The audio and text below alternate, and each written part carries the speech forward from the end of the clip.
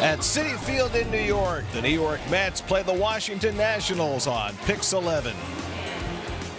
New York Mets baseball on Pix 11 is brought to you by Toyota. Dear drivers, Toyota has 20 models with all-wheel and four-wheel drive. Let's go places. By Cambridge Paving Stones with Armor Tech, your outdoor dreams come true. By Goalie Nutrition, gummy vitamins, taste your goals. And by Coors Light. Well, the Mets are in the process of bridging their way from contention in 2023 to a bright future. Bridges, Manhattan Bridge, Brooklyn Bridge, Central Park Bridge, and back to Queens. And a pleasant good afternoon, everybody, and welcome to Citi Field. Gary Cohen, Ron Darling with you today as Mets wrap up their four-game series against the Washington Nationals. This will be the Mets' final game before the trading deadline, which comes at 6 o'clock on Tuesday, about 50 hours away. We don't know what's going to happen between now and then, but what we do know is that Francisco Lindor is still going to be here. Lindor is signed for the Mets for 10 years. He's got 8 more years to go after this. And he has a chance to reach some rather historic plateaus during his tenure here. You know, Gary, it hasn't been a perfect season for Francisco Lindor, but he now certainly is on the bridge with some of the great shortstops of all time. He had his 6th 20-home run season now. There's only been 9 other shortstops in the history of the game that have been able to do that. 44 extra base hits.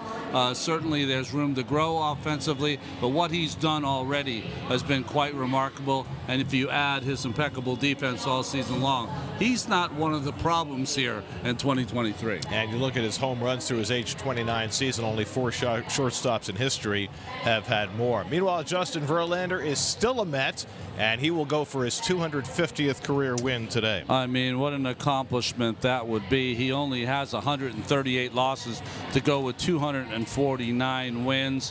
One of the greatest right-handers of his generation, future Hall of Famer. Mets hope that he stays in this uniform. You don't know what the future will bring, but he's been awfully good his last 5 starts. Trevor Williams has a great year as a long man for the Mets last year. He's been a stalwart on the Nats rotation this year. Career-wise, loves pitching here. ERA 2.51.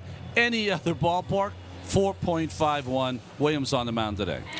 So the Mets on a beautiful afternoon will try and get a series victory against the Nationals. It's the Mets and Nats at Citi Field. All the action coming your way on Pix 11. Years of servicing homeowners, 1-800-ALARM-ME. By Harris, Keenan, and Gold Farm. If you are in pain, you need law. Call 800-PAIN-LAW. By RPM Raceway, the ultimate race to home plate. By Aper, robotic pool cleaners. Bring vacation home with effortless pool cleaning. And by Empire City Casino, by MGM Resorts. The first 15,000 fans in attendance at the 1 o'clock game of the split doubleheader against the Braves on August 12th will get a handmade by robots knit series Mr. Met from Bomba. Got all that? Get your tickets at Mets.com/tickets. And for the themes of the game, brought to you by the Lincoln Summer Invitation Sales Event, we have trade deadline puns. Well, Justin Verlander has a few tricks up his sleeve, notably the four-seam fastball in his last 6 starts. Hitters can't hit it. Trading places, when I think about it, I don't think of Trevor Williams. I think of Eddie Murphy. But still, Trevor, you see, with the Mets, did a fantastic job starting and relieving. And jack of all trades, Francisco Lindor, who we just talked about, 20 home runs, 15 stolen bases. Only 3 of them in the major leagues this year. Young fans on a gorgeous afternoon at Citi Field waiting for their heroes to take the field. It's the Mets and the Nats. First pitch is coming right up.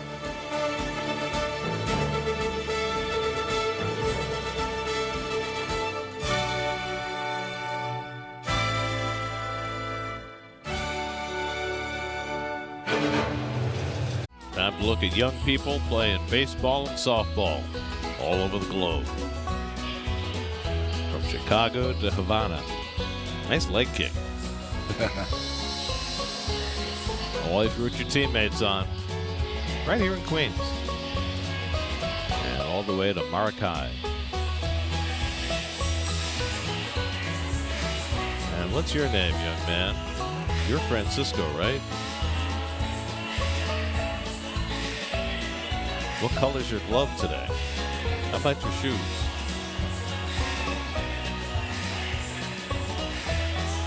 Hi, I'm Danny Mendick. What's your name? Oh, fist bump. Nice fist bump. Nice mitt.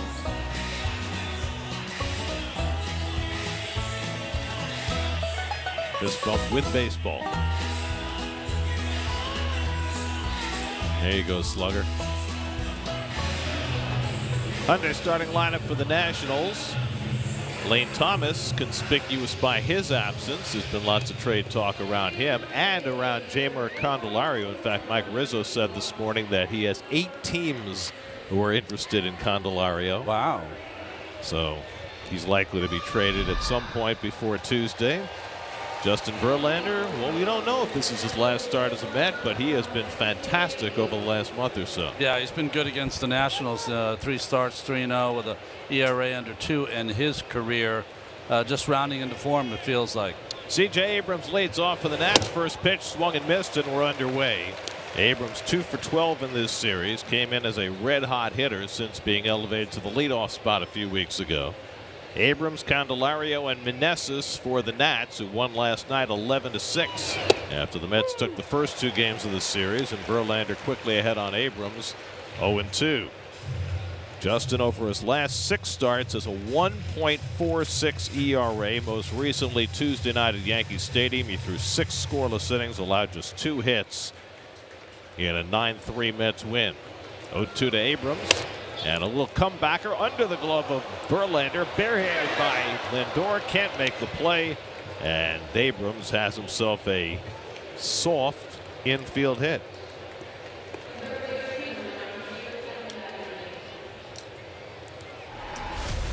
Well, the only person that can make this play is the pitcher.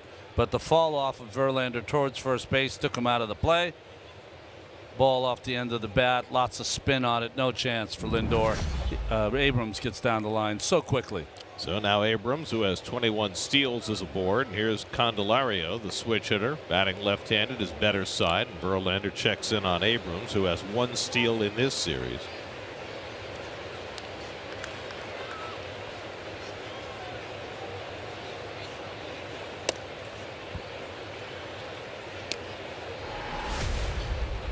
Not only does Abrams go to the very corner, if you notice, he kind of clears that hip that Pete likes to tag. He clears that hip as well and gets it as far away from Pete as he can. So instead of going to the front corner of the bag, he actually goes to the back corner. He goes to the back corner and he clears that right hip, kind of pulls it in. It's a little game of twister for Abrams. 1-1 to Candelario, who has a home run against Verlander in 7 career at-bats. And the curveball in for a strike, and it's 1-2. Candelario 3 for 9 in this series, has really shown his hustle. He had a double last night, his 30th double of the year. He's 3rd in the National League in doubles.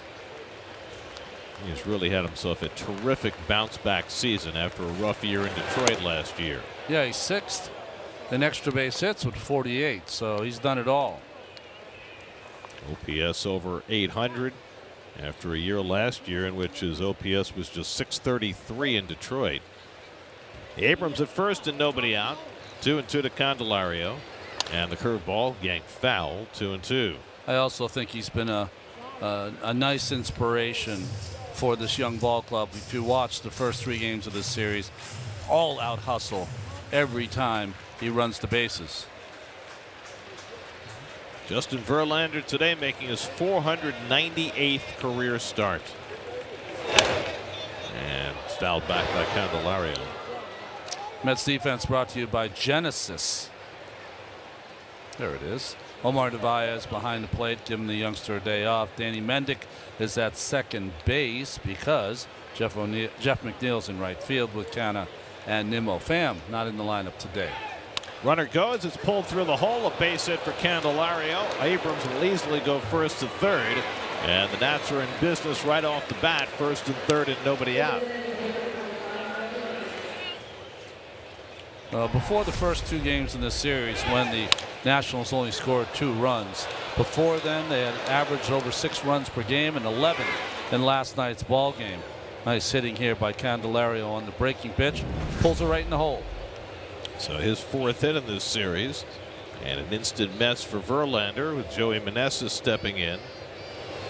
Meneses has been unbelievable at driving in runs this year, 2nd in the National League with a .410 average with runners in scoring position. He's got 2 RBIs in this series. Mets have the infield back. They'll trade a run for 2 outs, and a good pitch low from Verlander to get a swinging strike, and it's 0-2. Well, the path through this is a strikeout here of Meneses with the 0-2 count, and Ruiz whips into a lot of double plays on deck. There goes Candelario, and that's ripped foul into the netting. So the Nats continue to be aggressive. And the counter to that is that the Nationals decide to run the bases and steal. See the numbers with runners in scoring position. That is a spectacular number. Got to watch out with Meneses. Verlander took a shot with that fastball away. There's a huge hole between first and second. Meneses is really good with the bat. Looks like Narvaez is going to give a sign to see how they're going to defend if Candelario goes. He got great speed at third and Abrams, so you need to be wary about making that throw. Candelario has 5 steals this year. He's running. Pitch is low. Throw to second by Narvaez. Skips into center field. Abrams comes home, and it's 1-0 Washington. Well, even if that ball had not gone into center field, there's every chance that Abrams would have scored, because Mendick never stepped in front of the bag. Instead, he stayed back, let the ball play him, and went into center field.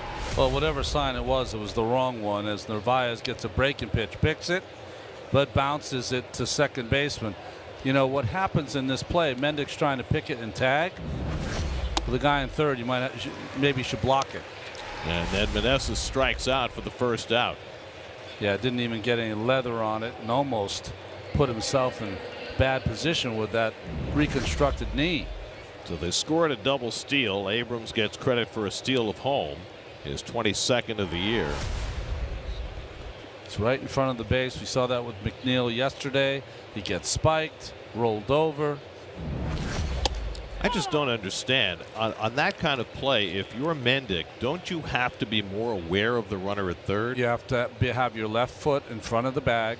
You have to be worried or aware of a bad throw, and you have to have your eyeball before the throw is made, Gary, on the runner at third base. So the ball's coming, you peek over at third. Is Abrams dancing off that base? If he is, then you come and get the ball. If he's not, then maybe you stay put. But if he had been in front of the bag, maybe it's an easier pick. Who knows?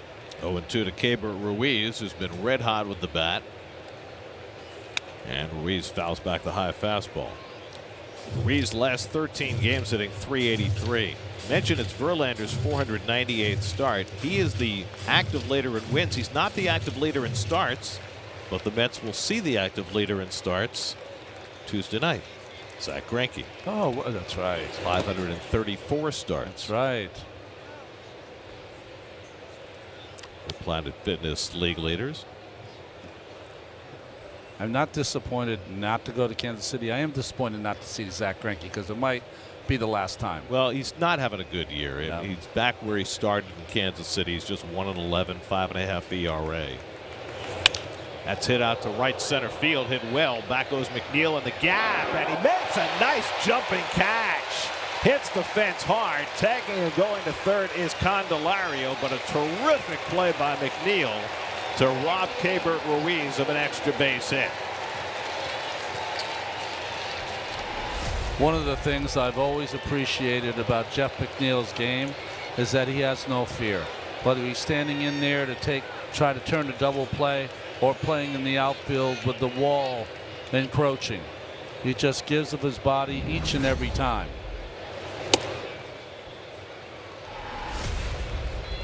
I mean, he doesn't play enough to know that wall well enough that he's got a little more room there than some of the other places. But boy, sure acts like it. So 2 out. Luis Garcia at the plate, and he strokes 1 foul. Garcia's having a terrific series, 5 for 12. Now 307 lifetime against the Mets. Verlander with that McNeil play, a chance to escape this inning with just the 1 run scoring. Out of the full windup with Candelario at third. And Garcia pops one up behind third base. Beatty retreats, makes the grab, side retired. A run on 2 hits for the Nats. Mets come to bat down 1-0.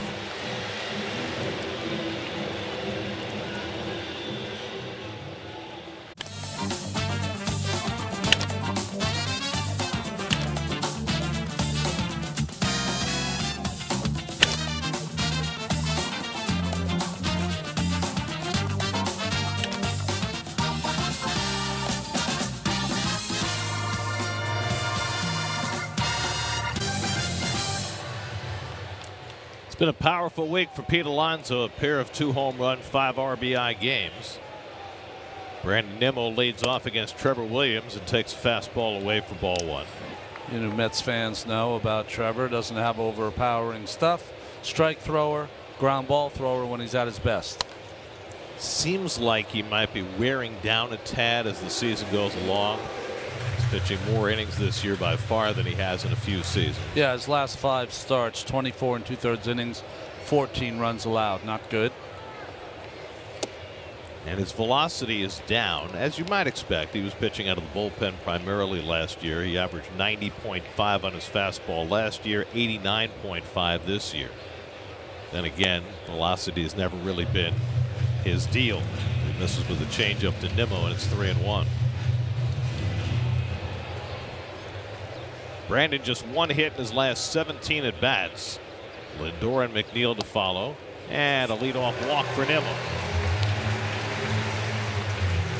That's lineup brought to you by Defender. Daniel Vogelbach back in there.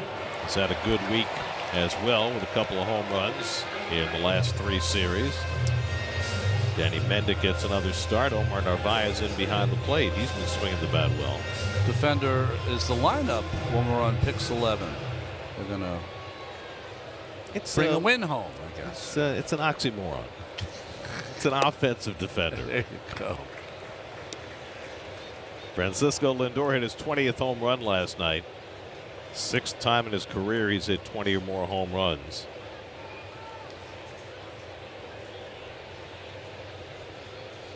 I mentioned that through his age 29 season, he's 5th all time among shortstops. Those are the top 4. That's guys who were primarily shortstops. And he has a chance to catch Junior Stevens before the end of the year. And Williams having trouble throwing strikes early. Power report brought to you by your local Chevy dealers. There's McNeil on deck. You know, I don't think you can swing 3-0 when a guy's missed with all of his pitches. There's a strike. Just the 2nd strike in the first 9 pitches for Williams. Trevor generally fills the strike zone. In fact, he didn't walk a batter in his last start against the Rockies over 6 innings. And he walks the first 2 today. So Nimmo and Lindor aboard for McNeil. Well, there's been no need for the Nationals defense the first 2 hitters, but it is brought to you by the local Ford dealers. Ruiz is back in there. Abrams is a guy to watch today. He was all over the field yesterday. Our friend Dominic at first base, and Vargas gets to start yesterday at third, today in left field with Call and Dickerson rounding out the outfield. Only the 6th career outfield start for Ildemaro Vargas. Here's McNeil taking a fastball strike. Jeff's 4 for 11 in this series.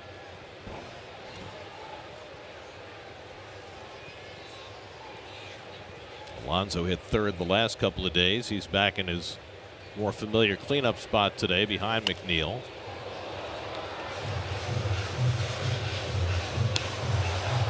Every pitch was away to the first 2 hitters. The 2nd pitch to McNeil in on his hands.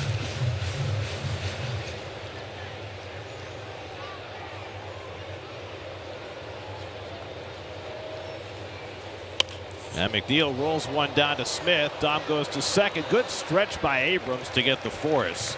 A little wide throw by Dom Smith, and Abrams did a nice job staying on the bag. So Lindor is forced 3-6, and the Mets are runners at the corners with one out. Nice play by Dominic, who's always had a strong arm, but this one had a little cut on it. And nice play by Abrams.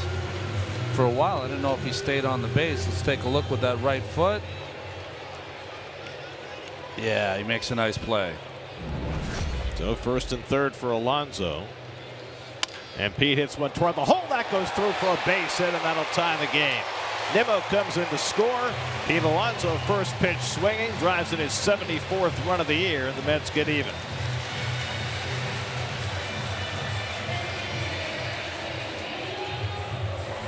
You know, Pete goes through these stretches where he fouls these pitches off, and then when he gets red hot, he puts balls into play with some exit velocity.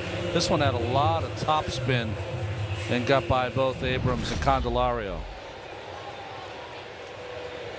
So 1 in, 2 on, 1 out. Here's Vogelbach, and he takes a backdoor curveball for a strike. Vogelbach 1 for 4 in this series, drove in the tying run in the opening game of the series after homering both at Fenway and at Yankee Stadium on the last road trip. So it's been a good stretch for Daniel. And the changeup just misses, a ball and a strike. The Carapazza so far, pretty tight strike zone. McNeil at second, Alonso at first with 1 out. And that curveball bends in for a strike, and it's 1-2. So he likes the breaking ball that doesn't always stay on the corner, but doesn't like the fastball away. Where the changeup. Yep. He hasn't called that pitch a strike. That runs in for a call, strike 3. Got him with a fastball at the knees. And Williams has his first strikeout, the second out of the inning, and Vogelbach stops to discuss it. Well, he's got to be. Let's see if he's right to have one. Fastball. I mean, I don't know what to say about that. Right there. I mean, that's how you taught to throw a ball over the plate. So 2 out and 2 on. Here's Mark Canha, who's had a terrific series, 4 for 9 in the first 3 games. And he takes a sinker out of the strike zone for ball 1.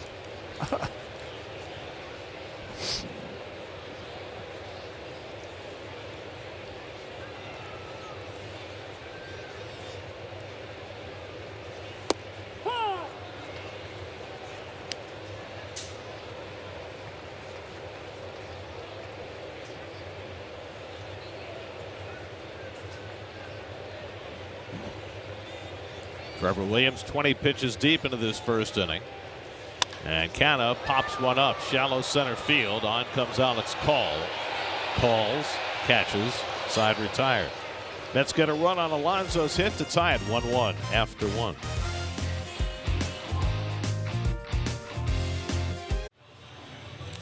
How long has that Essex House sign been up there? Like long time. Yeah, that's a good. I can remember.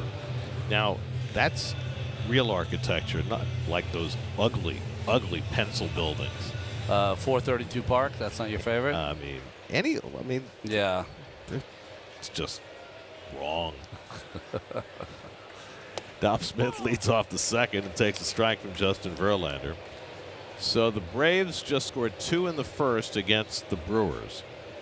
Austin Riley hit a 463-foot home run. Dom Smith drives one out to right, and McNeil moves over, 1 out. Austin Riley in 21 games in July, Gary, 287 average, 8 home runs, 19 RBIs. Hopefully I got that right. It could be a 4 or a 9. I'm not sure. And OPS of 939. Thank you, Dave Fried. The Braves have now scored 109 first inning runs. They are plus 72 run differential in the first innings. I mean, what a joy for a starting pitching staff. That's right. To have a lead every day. That's a good point. You don't even think about what that must mean for your confidence as a pitcher going out to start an inning. 32 home runs, 147 hits. How many home runs have the Mets hit in the first inning this year? think it's like 5, something like that. No, they probably, with 32 home runs, have more home runs than most teams have runs in the first inning. Dickerson pops one up. Lindor goes out and calls and puts it away, 2 down. So Verlander has set down the first 2 in the second. And now Met killer Ildemaro Vargas. They shoehorned Vargas into the lineup today, put him in left field, a place he doesn't play much. Why? Well, Ildemaro Vargas is hitting .426 lifetime against the Mets. If you take every player in Mets history who's ever had 40 at-bats against the Mets, Ildemaro Vargas has the highest batting average. Of all time. Of all time. Second on the list is Alex Bregman at .425. This one's going to lower his batting average a tad as Lindor goes out to get it, and Verlander's got himself a 1-2-3 inning on just 7 pitches. Ultimate driving machine. Everybody's hot for the Braves. Michael Harris has an 11-game hitting streak. Cubs say Cody Bellinger's no longer available, in case you didn't know. They've won 8 games in a row, and they're only 3 games out on the wild card. Right. And the Twins, who looked like they were taking off, come back down to earth, and the Phils treading water right now. Twins have lost 4 in a row. Their lead's down to a 1.5 over the Guardians. Brett Beatty leading off for the Mets in the home second. He's 3 for 4 with a home run against Trevor Williams. And he lines that one right to the second baseman, Garcia. 1 out. Part of that losing streak for Minnesota came at the hands of the Kansas City Royals. The Royals got the walk-off grand slam from Bobby Witt on Friday, and then Witt went 4 for 5 with a triple and a home run yesterday. Just heating up in time to face the Mets. You know, it's interesting. The Royals have a lot of players who most Met fans probably haven't heard of, but they've got 2 incredible presences in addition to Bobby Witt. It's grounded weakly by Narvaez. Charging is Garcia, and he throws him out 2 away. They've got Zach Greinke, who we talked about earlier, and they've got Salvador Perez, who's the only guy left on that Royals team from the Royals team that beat the Mets in the World Series. Right. I mean, think about the career he's had. 12 years, 240 home runs, 5 Gold Gloves. If you can remember back when he first came up, wasn't really a hitter. He was an unbelievable defensive player, much like maybe remember Charles Johnson, Gary? Yeah, sure. Like in that mold, and he made himself into a power hitter. Where if you look at his numbers, the last couple of seasons, they're off the charts. And he's really been the stabilizing presence on a otherwise extremely young team. Danny Mendick pops one up behind first base. It's going to be a long run in for Dickerson, and going out Garcia, he can't get it. It drops for a hit. Nice effort by Garcia to get close to it, but Mendick has himself a pop fly single. Just his second hit. Well, I could hear in your voice, Gary, you knew this was trouble as soon as it left the bat. There's no chance for the right fielder to get it, and truly, Garcia was the only guy that had a chance and a valiant effort to try to get it. So Mendick aboard with 2 out. Here's Nimmo, who walked and scored in the first inning. Go back to Greinke for a minute. Yeah. You know, among active pitchers, you got Kershaw, Verlander, Scherzer, all of whom I think are no-brainer Hall of Famers. Is Zach Greinke a no-brainer Hall of Famer? Not a no-brainer Hall of Famer, but I believe that he'll be voted in as a Hall of Famer. 224 wins, 20 years in the majors. He doesn't have the postseason gravitas that some of the others do. But he's got a Cy. He's got a Cy Young. He's had some amazing seasons. The last one I can remember, can't remember the year, was at 15. He went 19-3 with an ERA in the ones. He got beat out by Arrieta because Arrieta had that crazy good year. Yeah, it's crazy second half.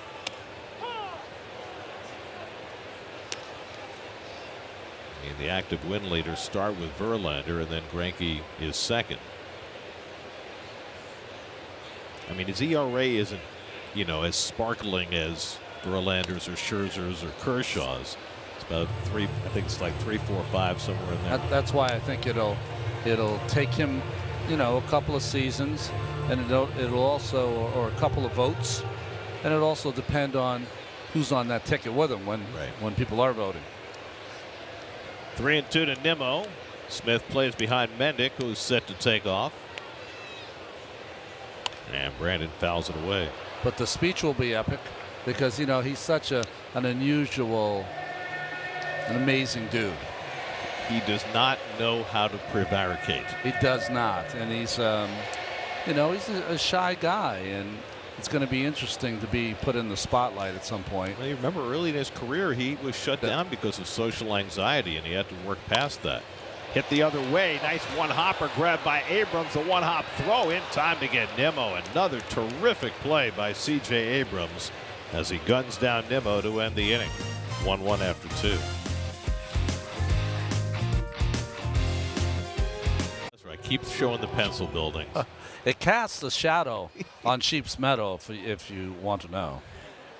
Alex Call leads off, bluffs a bunt, and takes ball 1 from Verlander. Call's had a terrific series, 3 for 7 with 4 walks. So he's been on base constantly in this series out of that number 9 spot. And Verlander pours over a fastball for a strike, 1-1. Verlander gave up hits to the first 2 batters. The Nats executed a double steal to get a run, and since then Verlander's retired 6 in a row. And he drops the curveball in for a strike, and it's 1-2 to Call. C.J. Abrams on deck, and then Jeimer Candelario for the Nationals in the third. Nats have won 6 of their last 9 games after taking the third game of the series last night.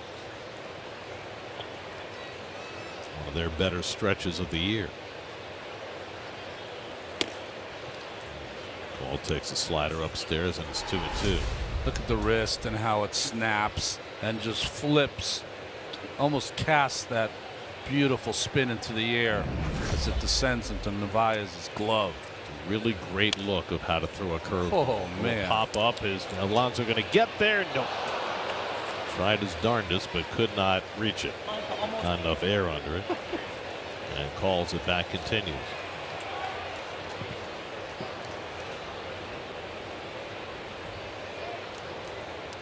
Popcorn is popping. Nothing like hot, freshly popped popcorn. The movie theater? Who goes to the movie theater anymore? I haven't been. How many movie theaters actually freshly pop their popcorn? It's true.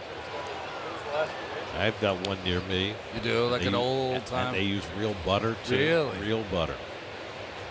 Awesome. That having been said, haven't been to a movie in 4 years. 2-2 on the way. Curveball bounced foul. I used to go to the movies all the time, and then the pandemic happened. Yeah. And I just haven't been back. Well, I recently went back, Gary, about 6 months ago, if that's reason enough. And there's a whole new world out there. You reserve your seat. The seat's like a Barca lounger. You can relax, take a nap. It's amazing. I'll have to do it probably this off season. Yeah. Make our re-foray into the movie theater world. John DeMarsico, our director, is scoffing at us because he goes to at least a movie a day. Well, I watch movies, John. Yeah. Just, From the comfort of my couch. 2-2. Swing and a miss, and calls down on strikes. Second strikeout for Verlander, and we check in with Steve Gelb. Steve? Well, guys, you were talking a little bit about the Royals, the team the Mets will be playing next in that last half inning. Bobby Witt Jr., though, really the only really good thing going for this Royals team right now, the second overall pick in 2019. He started the season slow, started to come around in June, and has been red hot in July. And the other day had his signature moment in Major League Baseball so far, turned on a 102-mile-an-hour inside fastball for a walk-off grand slam. But the Royals very excited about what Bobby Witt Jr. can do. His defense has improved at shortstop, and right now He leads the team in hits, home runs, RBIs, and stolen bases. No Royal has done that since Carlos Beltran back in 2002. I'm just sad for you as C.J. Abrams picks up his second hit of the day. I'm sad for you, Steve, that when you do the games in Kansas City, that Vinny Pasquantino is not going to be there. Well, you know why I'm really sad about that? Grew up a huge Jets fan, so I could have used that quite a bit. But, another time. I just would have loved for you to be making the allusions between Vinny Pasquantino and Valentino Pascucci. I don't know that I would have done that, Gare. Pasquantino's going to be there, Steve. You can still see him even though he's not on the field. Yes, suffered a severe shoulder injury, out for the season. Snap throw by Narvaez, and back in is Abrams, almost slid off the bag. Hey guys, can I just tell you one more thing that has nothing to do with the Royals right now? But I'm going to be going up, and I am going to be practicing my play-by-play for this series, so you won't hear from me much for the rest of the game. Before I go, though, remember the other day when Mike, the authenticator. Abrams taking off. Narvaez's throw can't be handled by Lindor. And Abrams has his second stolen base of the game. Go ahead. So remember when he stole a foul ball right out of my hand the other day? Yeah. Well, how about this souvenir that I got when I came to my seat from Mike Fargo, the authenticator?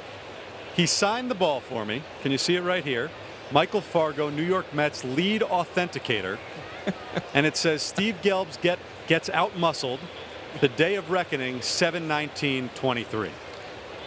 I will cherish that forever. I did not know there was a ranking of authenticators. Now, this is a whole new world for us. How many authenticators are there, and how are they ranked? John DeMarsco was talking to me, Gary. I heard nothing that you just asked. I said we opened up an entirely new world, that there is a ranking of authenticators. How many authenticators are there, and how are they ranked? So I would say there are 3 main authenticators, though they've started to mix some new guys in as of late. But I think that if I'm just guessing, Michael Fargo is the self-proclaimed lead authenticator. Knowing him the way that I do, I think he gave himself that title. It's like starting a club and pronouncing yourself president. I heard, because there is a website that ranks them, that he's the second best in entire Major League Baseball. Who's the first? Everyone else. Hey, Mike, Ron Darling said that you are, by his rankings, what he's seen, the second best, and first is a tie with everybody else. That's very good. But it's not self-proclaimed lead authenticator. That is my title for the New York Mets. And, me ripping the ball from you that day really showed my lead status. That's beautiful. And Mike, you should be proud of your status. That's great. All hail Mike Fargo, lead authenticator. And with that, I take my leave today, fellas. Now, I just have one more thing to say to you, Steve, before you start practicing, before you go to Kansas City. Yeah. 2 words for you. Burnt ends. Oh, yes, that's right. Had him during the World Series, and I will be dipping my toe back in. I'll tell you that. For those who are not familiar, Kansas City barbecue, you get the burnt ends, the best part. Joey Meneses fouls one back, so a single, a stolen base, and a walk would put 2 men on for the Nats, and another RBI chance for Meneses, who struck out his first time up. Those are not burnt ends, but they are peppers and onions to go with your sausage sandwich. Some serious sausage there.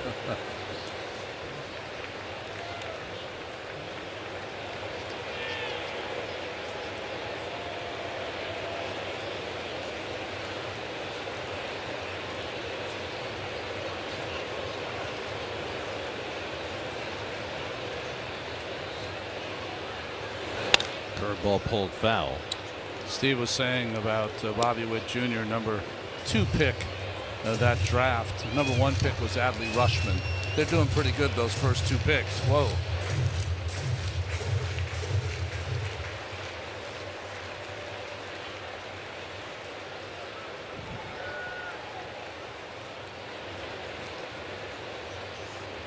One-two coming. And the slider off the plate, 2-2. You see the Orioles hit Adley Rutschman leadoff last night? I know. Well, he's an on base. That's one of his strengths. But you don't see getting too on many base. catchers bat leadoff. That's right. Jason Kendall was the last one I remember. When he was in doing it Pittsburgh, right? Hello. Swing and a miss. Got him with a high fastball. Dialed it up to 96. And that is vintage Verlander, throwing 92, 93, and when he needs a strikeout, he finds that little extra life. Yeah, I just climbed the ladder with Meneses, who couldn't lay off that high fastball. 2 strikeouts of Meneses so far. So 2 out and 2 on Keibert Ruiz, who was robbed of an extra base hit on a fine play by McNeil his first time up. When I look at this Nationals team, I think there's more of an upside for Garcia, their second baseman, and for Ruiz, their catcher, as far as the offense is concerned. Abrams as well. Abrams is going to be fine. I think he's going to be one of the stars of this team. But I'd expected Garcia to be a little north of where he is offensively so far, and the same with Ruiz.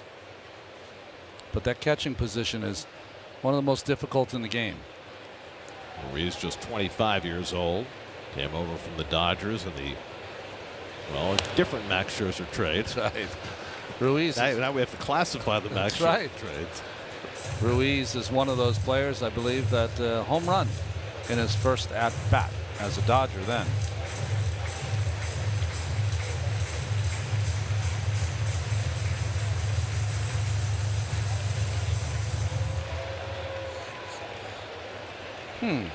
So you got to cover 20 miles an hour.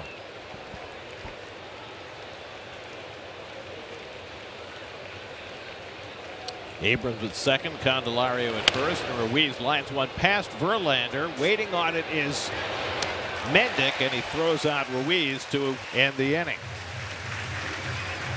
So Verlander strands a couple to keep it tied.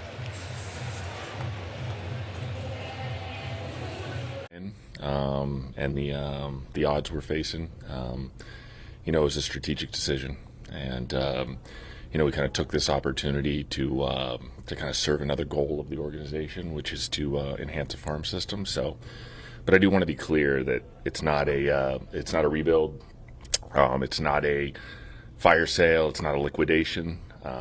This is just a repurposing of Steve's investment in the club, and kind of shifting that investment from the team into the organization. That's Billy Epler, the Mets GM, after the Mets made the Max Scherzer deal official earlier today. He also said, we're going to listen on other players, but our price points are high. He said, we have valuations on our existing personnel, and the bar is high to meet it. Deep fly ball by Lindor, rolls in for an extra base hit. And Lindor scoots into second base with a leadoff double. Lindor has really swung the bat well the last couple of days. Well, tough pitch to hit, down and in breaking ball that he peels the other way. See that side swing, drops his entire body, especially that back knee to get to that pitch, and splits the defenders.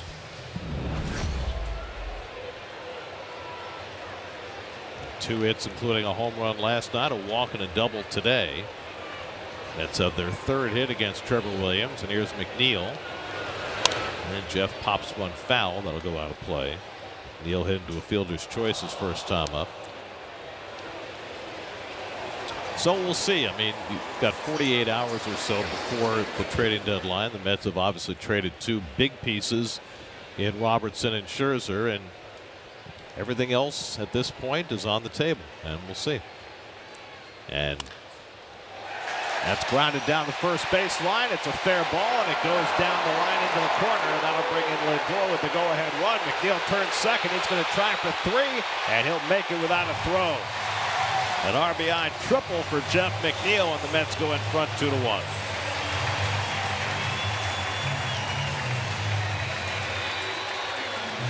Second triple of the year for McNeil, who drives in his 34th run. Well, change up away, and he's able to keep this fair down the line past Dominic Smith at first. Gets in the corner, and Corey Dickerson has played left field mostly in this series, playing right, missed the cutoff man, and McNeil did not need to slide. Infield in halfway against Alonso. Goes after a first pitch changeup and misses. He drove in the first Met run with a ground ball single through the hole into left. So Lindor double followed by McNeil triple, bringing in the lead run. Now Alonso with a chance to build on that, and takes one low and inside, ball and a strike. See Joey Cora waving the runner in, waving him to third, and watch him get down. I need you on that back corner. Very nice.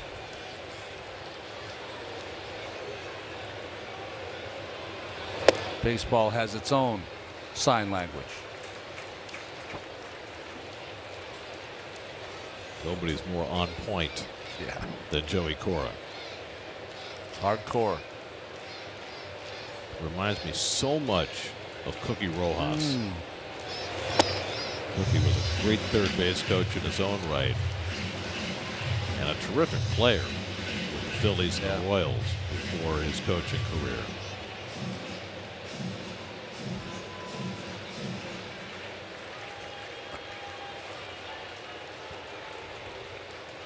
See how careful Williams is here. Vogel back on deck.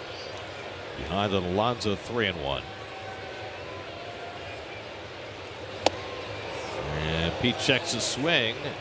And he went around. It's 3-2. Home plate umpire Carapazza called the swing. Very interesting defensive positioning for the Nats. Almost in no man's land for all four infielders. Halfway against a hitter who could literally tear your head off. That's what they used to say, get the married guys off the infield. Right. Fly ball right field. That'll get the run in. Dickerson on the warning track now, moves in a step and makes the catch. McNeil can trot on in. Sacrifice fly for Alonso, his second RBI of the day to make it 3-1 New York. That's 75 RBIs for Pete Alonso, and we've not yet played 2/3 of the season. Well, impressive couple of bats for Alonso. First pitch swinging, drives in a run in his first at bat, and a prolonged, difficult at bat, stayed in there and finally got the ball in the air to right field. So 1 out and nobody on for Vogelback. Daniels took a call, third strike his first time up.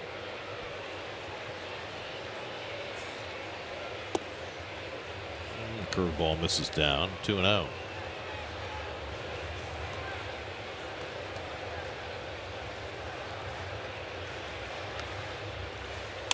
And he pulls one toward the hole. That'll go through for a base hit. So Vogelback able to pull that 2-0 sinker through the hole. And the Mets have their third hit of the inning. Really takes that pitch and hooks it into right field. It was away enough, very similar to the at bat he had on a 3-2 pitch earlier in the series.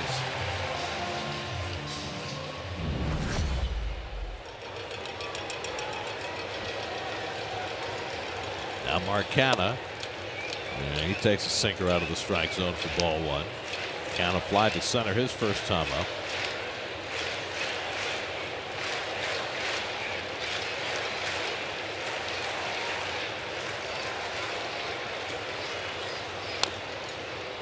Marcana pounds one into the ground, and it's 1-1. Could you have a more delightful day than today? Oh, it's so perfect. Every day to bring the kids to the ballpark. About 20 degrees cooler, right, than it has been when it was so humid. 76 degrees, partly cloudy skies, nice breeze blowing in from the northwest. Curveball misses, and it's 2-1.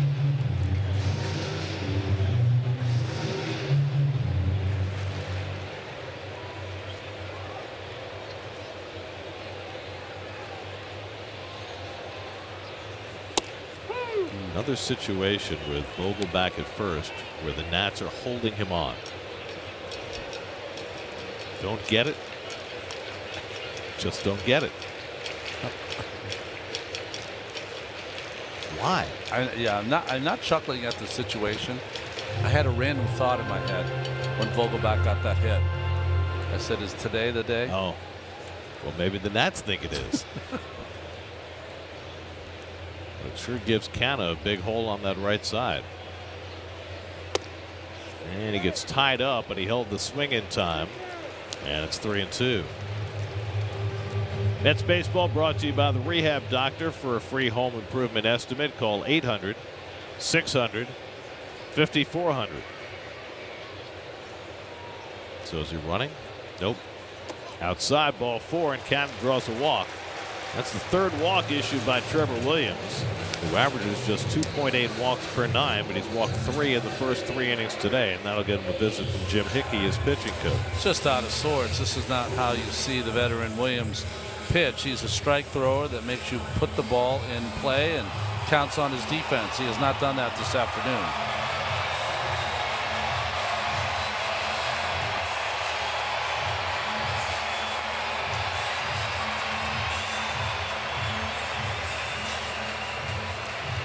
Support the Mets into the home stretch at MLBShop.com. Check out the largest selection of authentic jerseys, caps, collectibles, and more. Gear up with your Mets at MLBShop.com. Dancing in the stand.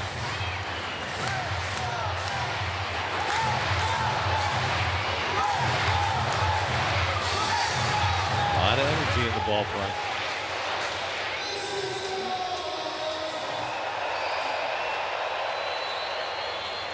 Chance for Brett Beatty, who lined out his first time up. Vogelbach at second, Canha at first with 1 out. Mets already with 2 runs home in the inning. And Beatty takes a knee-high fastball for a strike, 0-1.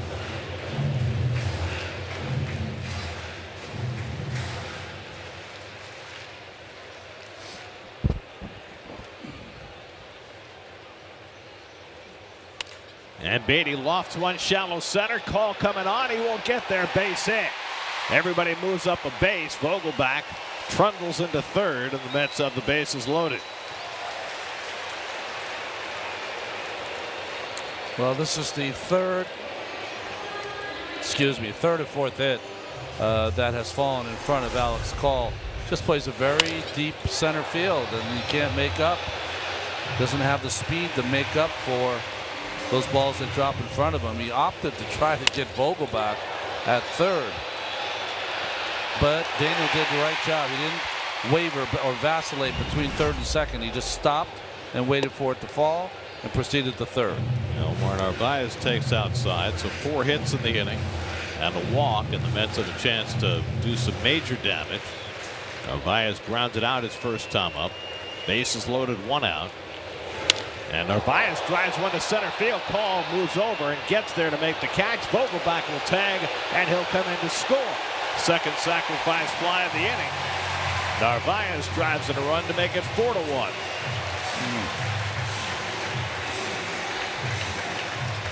Well, impressive inning by the Mets offense. Doing all the little things, taking quality at bats, keeping the line moving, taking the walk if it's there.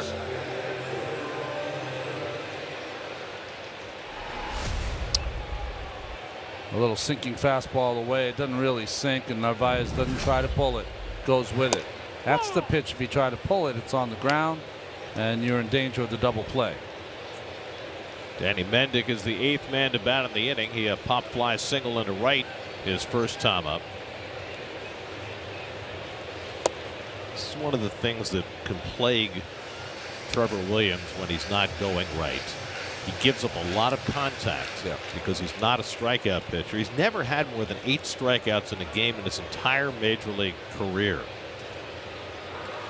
And that's thrown into center field. Canha is not going to move. And it's called backed up the play. They had him at second base with the proper throw. So good play by the Nationals to put that on. And see the step to the right by Canha opened him up to a perfect throw. Nails him at second base, but the throw goes awry. And the other thing, Gary, he's usually getting the ball on the ground. Only 2 outs on the ground for Williams. But, you know, we've seen Mendick hit a pop fly that fell in. And Beatty hit a pop fly that fell in.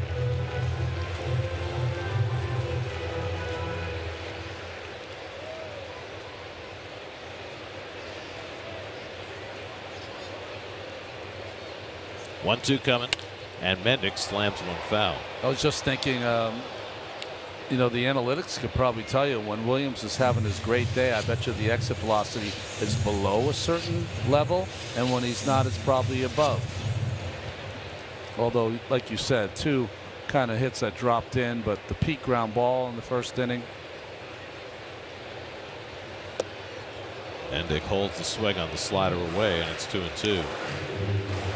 Yeah, you talked about Call and him playing deep. The metrics favor Alex Call in center field. Oh. He's got great outs above average, but the ball in front of him is really giving him problems. Mendick grounds one down to third. Candelario's got it. And he throws out Mendick to end the inning, but the Mets played 3 and lead it 4-1 after 3.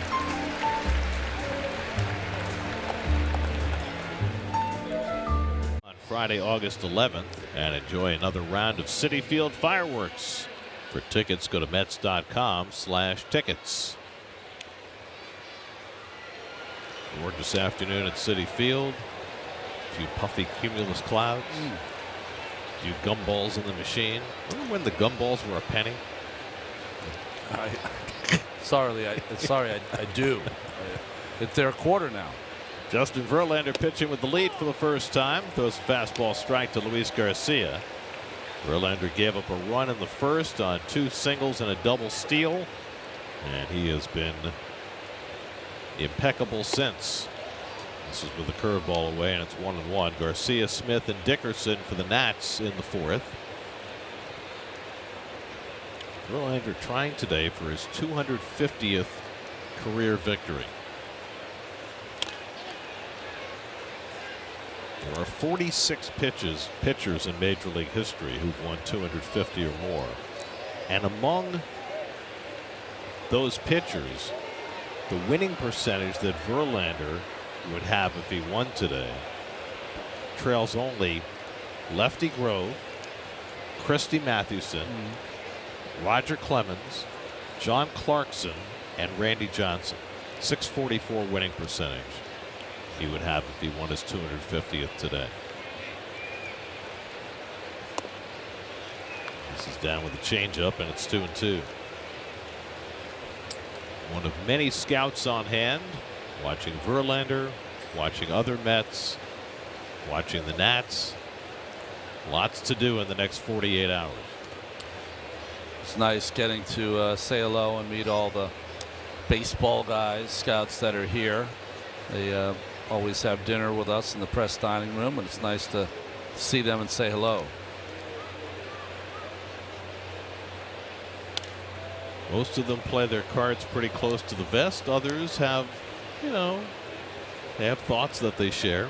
Well, they do, and they also, if you are a baseball scout, you've got great baseball stories, and you sit around them, they all come out at some point.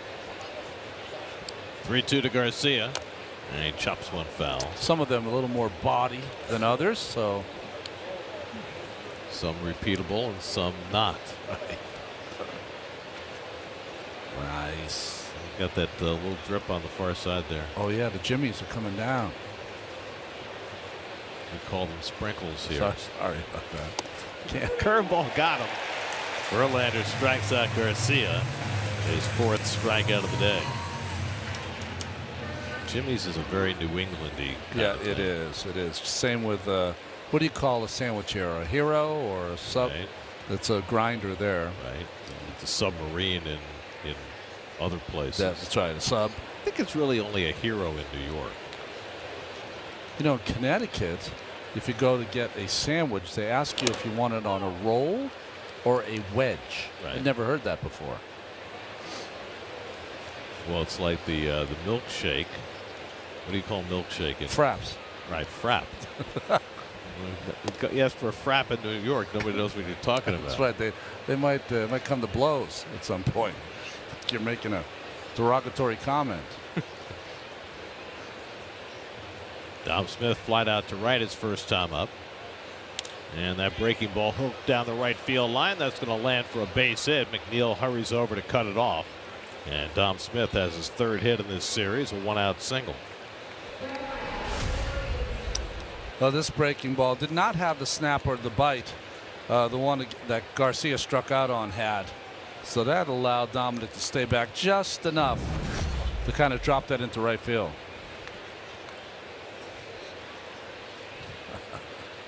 Gary, you got to get some water at the Bubbler.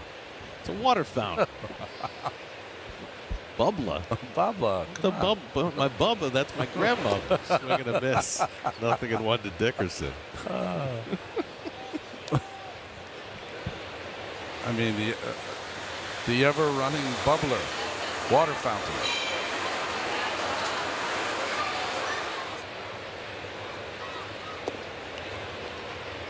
Didn't know they still had water fountains. That's right. Doesn't water come in a bottle? Remember when they first started bottling water? You're like, yeah, that will never go. I mean, Ever go? what a scam, right? Who's gonna buy water? Come on. The water comes out of your tap. I've only got 3 bottles in front of me right now.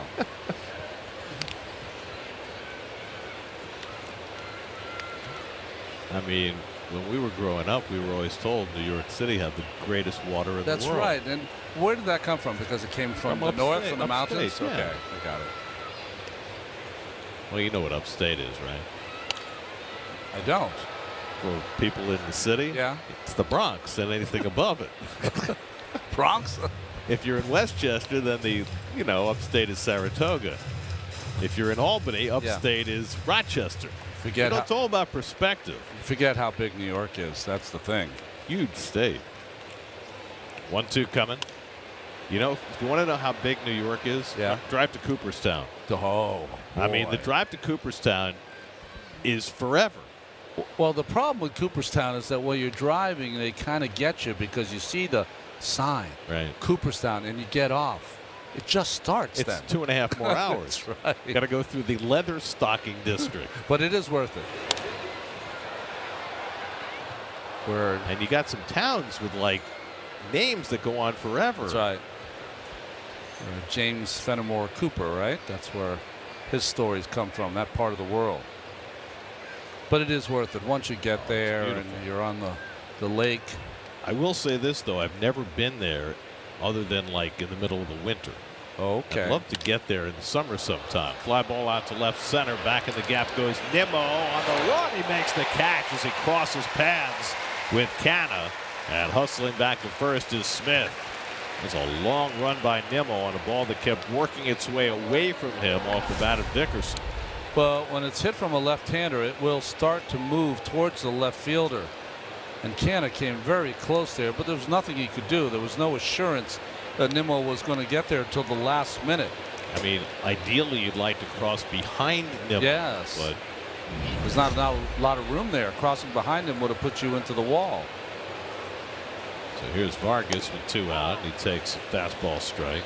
I know that Commissioner Rob Manfred just got, 4 or 5 more years as the commissioner. That would be really a good thing to think about. Sunday off when the Hall of Famers go in, because everyone should have a chance to go to Cooperstown for that coronation. Of course, the commissioner gets to sign the baseballs. Was not always that way. Used to be the league president That's right. who signed the That's right. baseballs, and he had 2 different baseballs, one for the National League and one for the American League. It was Chub Feeney in my day. Strike 3 called. Wildemargo Vargas called out on strikes. 5 Ks for Verlander. Shutdown inning after the Mets took the lead. This is from the Mets Hall of Fame and Museum, which is right off the Jackie Robinson Rotunda. Got all sorts of great memorabilia and getting bigger all the time. Commemorating 62 years of Mets history. Brandon Nimmo leads off the bottom of the 4th and fouls one off. And from time to time, the Hall of Fame is nice enough to bring us some items. This item is the batting helmet that Jose Reyes wore as he was battling for the 2011 National League batting title. just feeling for the sticky stuff, that the hitters use is on the helmet. Whenever they put their glove on their head, they'll fix the cap or helmet back on their head in between pitches. Well, it all gets on top of the helmet. Well, the pine tar caked over the logo and around it. But what interests me, Ronnie, and maybe you can guide us through this, it's not often that folks at home get to see an actual Major League batting helmet. There's strike three called, and Nimmo's out on strikes. And we see all the time the outside of the helmet, but not the inside. Oh, okay. And the actual protection that it affords the hitter. You would say that there's less protection than you would think inside the hat. Why? Play a lot of warm days. But it's not like a football helmet. When I was a kid, I wore a Rydell football helmet that had all padding everywhere on the side, over the top of your head, down the middle, in the back, a lot of padding, but not a lot of padding here. Right across the forehead. Of course, you got some on the back and some around the ear hole. But not as much as you would think for guys facing 100-mile-an-hour cheese. This is a 2011 batting helmet. Is there more protection in 2023? No, I've seen some helmets the last couple of years. They're just about the same. It's always been kind of a cross between protection and comfortability because of the long season. Of course, now most of the players have the C flap. That's right. Across the front.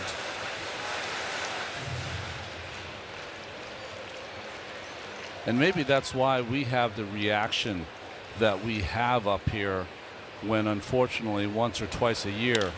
Lindor drives one deep right field. Back goes Dickerson near the wall, and it's out of here. Francisco Lindor strikes again. He homers for the second straight game. Number 21 for Lindor. 5-1 New York.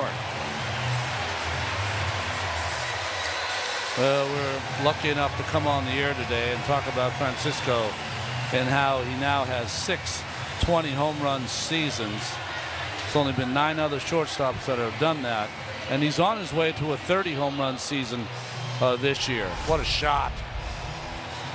I don't know if that was a changeup, maybe a changeup from Trevor Williams, but just a bullet out to right field onto the trampoline. It's his 12th home run as a left-hand batter, 9 as a right-hand batter. So just we're showing off the helmet of a great offensive shortstop. That's current great offensive shortstop. Cracks another home run. I think baseball has, in their attempt to maybe make it more protective, the helmet. We saw, Mets pitcher was wearing a hat that was more protective. Alex Torres. Alex Torres, right? But the batting helmet hasn't really changed a lot. I mean, when I look at this helmet, it looks very similar to the helmet I wore 40 years ago. So it hasn't changed a lot. Air vent here on top. Right. Never had that when I played. That helps your head breathe on the hot days. But pretty cool. Your head needs to breathe. Yeah.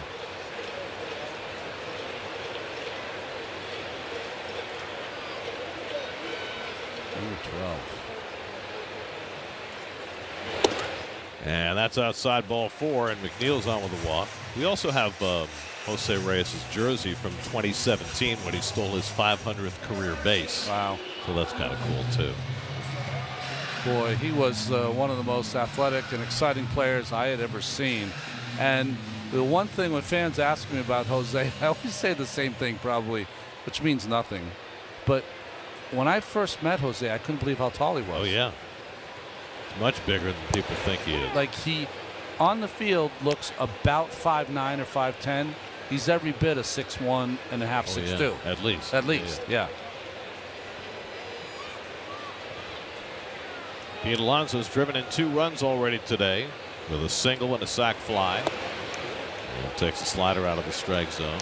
The year he won that batting title, 2011, the guys that finished behind him finished 1-2 in the MVP vote. And that was Kemp and Braun, or Braun and Kemp in that order. Yeah, should have been Kemp. Yes, of course. But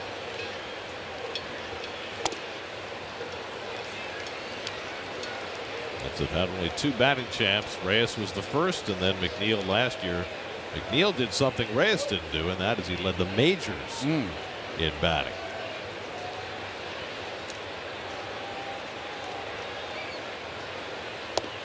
Alonso takes a slider outside, and again Williams falls behind him 3-1. That's their bullpen working. Joe LaSorsa is up, with Williams struggling through this afternoon. McNeil at first, and Alonso takes a strike. Borderline pitch, 3-2.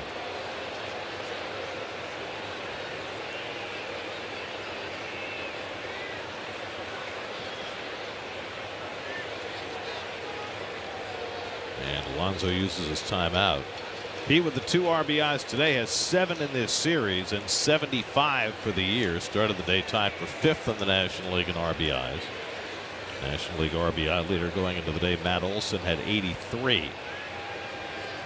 3-2, 1 out. McNeil at first. Not running. And Alonso drives one left field. This one will stay in the ballpark for Vargas, who catches it on the warning track. Didn't get the fat part of the bat on that ball, and Vargas caught it a step onto the track. Not only has Pete been in a home run swing mode, this ball off the end of the bat, but he's also had a couple of balls that he just missed to left field as well in this series. Just a good enough pitch by Williams, away enough. So 2 on. McNeil still at first, and here's Vogelbach, who singled and scored a run his last time. And did he get nicked by that? Nope. No. American League batting title in 2011 is in his last year. Miguel Cabrera, 344. What a great day for Cabrera yesterday in Miami. Huge ovation. Got a double his first time up. Got another hit later in the game. And the Tigers are beating the Marlins again today. It's 4-0 in the 5th. So Miami didn't score yesterday. They haven't scored so far today. Haven't been able to get Robertson in the game yet. Slider in for a strike, and it's 1-2 to Vogelbach. Atlanta and Milwaukee have been going back and forth that whole series. Brewers win. Had a chance to go back into first place. They had a chance to fall out of first place yesterday when they lost, but Cincinnati then lost later on at L.A. The Dodgers beat the Reds last night with 2 hits. Yeah. Max Muncy had 2 home runs, and those were their only 2 hits, and they won the game 3-2. 1-2 to Vogelbach.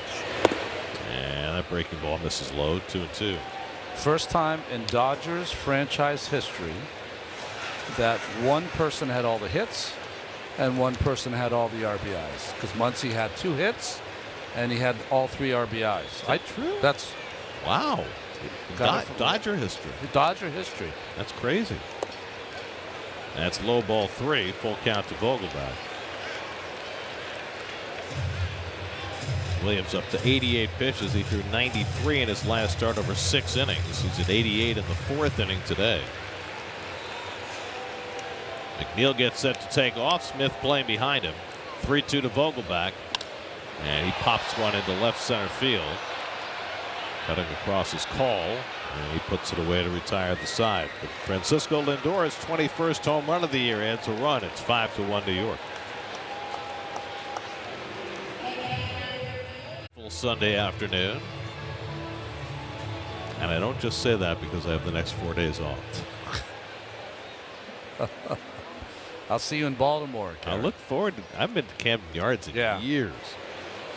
Now this call leads off and takes curveball outside from Justin Verlander, who now has a 4-run lead. Call struck out his first time up.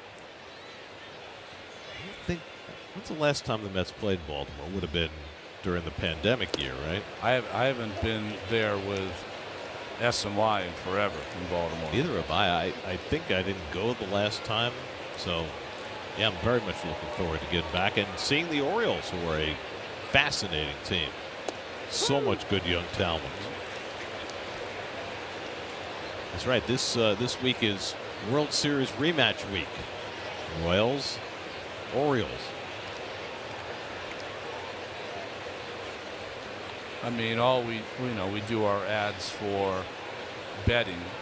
If you had to take the odds of the Mets beating the Orioles, I mean, it had to be astronomical, right? I mean, everyone thought of the Orioles in '69 as the organization in baseball, right?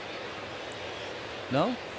Absolutely. Okay. They won 109 games that year, and they were considered to be a walkover. But I was just contemplating the fact that earlier that same year, a New York team played a Baltimore team and were even a bigger underdog. Oh, I got it. I got one hand in the air already. One finger in the air. I mean, the Colts were considered. I mean, there was no chance they were going to lose to the Jets. Nice play by Lindor, the spinning throw, and he gets it there on a hop to get called. Brilliantly done by Lindor. Nothing thrills me in the booth, and I'm talking about home runs as well, more than when infielders of this athleticism make plays like that. It is poetry in motion to someone who loves the game. The part I don't understand is how you can make that accurate throw while spinning. Because he's been doing this since he was 5 or 6 years old. And at some point, you know where you are on the field at all times, and it doesn't matter where you're looking, where you are, but when he spins, he can pick up the dimensions of the channel he has to throw that ball to get it to Pete Alonso. It's quite remarkable. Bill Bradley wrote a book called The Sense of Where You Are. Yeah. And that's what it is. That's what it is. Francisco Lindor is to baseball what Bill Bradley was to basketball. Did you get a chance to see Bill play? I did, of course, but I was quite young when the Knicks teams were really good going up against the Celtics, and you know, Johnny Most wasn't as excited watching the Knicks play as maybe you New Yorkers was. were. Fly ball center field off the bat of Abrams. And Nemo grabs it. Of course, Johnny Most was the gravelly voiced radio broadcaster for the Celtics. And I don't know if this happens everywhere, but the Celtics announcers in those days were just, there was only one team. Every other team was a wannabe. Well, there were 3 teams, and they rooted against 2 of them. That's right. Because Johnny would berate the officials for 48 minutes. That's a good changeup by Verlander to start off Candelario. And then when Tommy Heinsohn got in the booth, he did the same. There, the St. John's kid. We've been waiting for him all series. Candelario singled and walked today, and he pops this one up in foul ground.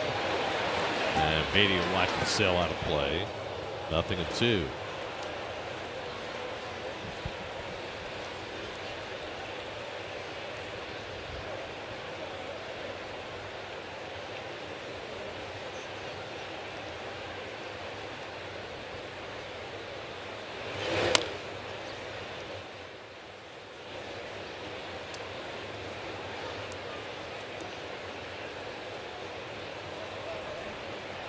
Verlander up to 92 pitches, so he'd probably have to get Candelario right here to have a chance to continue on. 0-2 coming. And he bounces that slider, and it's 1-2.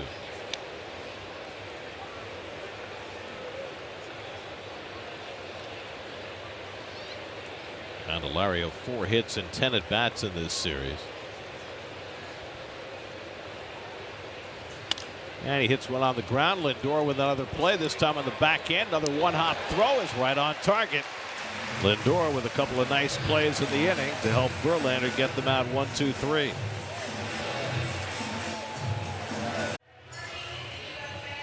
Well, Mount Kisco native and St. John's product Joe LaSorsa comes on for the first time in the series. Yeah, he was acquired from Tampa Bay after Tampa Bay DFA'd him, claimed off waivers. Here now with the Nationals, you see his numbers so far, and look at his family. That is the coolest part. Uncle Joe. That is just beautiful. Wow. That's Joe in a Mets jersey as a kid. So he's been waiting for this for a long time. Never gets tired for me. I love this when this stuff happens. His 11th appearance for Washington. He gets his first fastball in for a strike to Mark Canha. And if he wasn't endearing enough, wearing the red stirrups over the white sanitary socks, that is just spectacular. Well, he's had red stirrups on for quite some time, right? Playing at St. John's. Runs that slider on the inside corner to Canha, who begged to differ. 1-2. Joe Lasorsa, who pitched for Italy in the World Baseball Classic. And he strikes out Canha with a slider. Look and at the that. Lasorsa clan is beside itself. Well, this clip went viral of Lasorsa celebrating a strikeout against the Netherlands.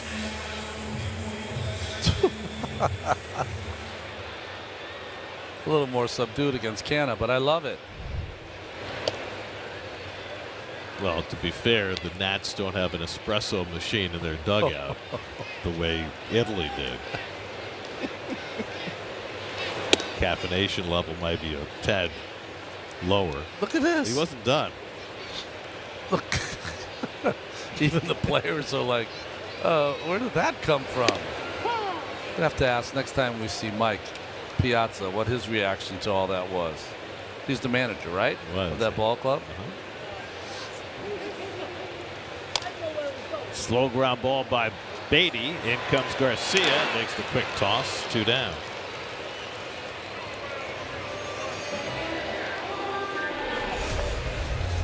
Nice play by Garcia, who's made some real fine defensive plays. Most difficult part of this play after he grabs it is that he's so close to the first baseman. Makes it a little difficult, if it's not a perfect throw, to handle for the first baseman. Now Omar Narvaez takes a slider for a strike. Narvaez had a sac fly his first time up.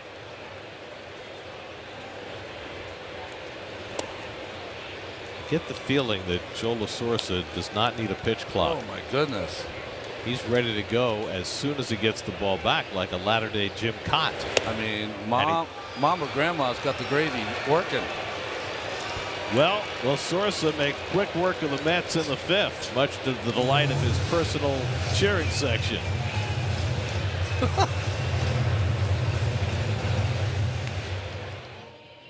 From one, double steal produced the only run for the Nats in the first inning, and Justin Verlander has held them down since then.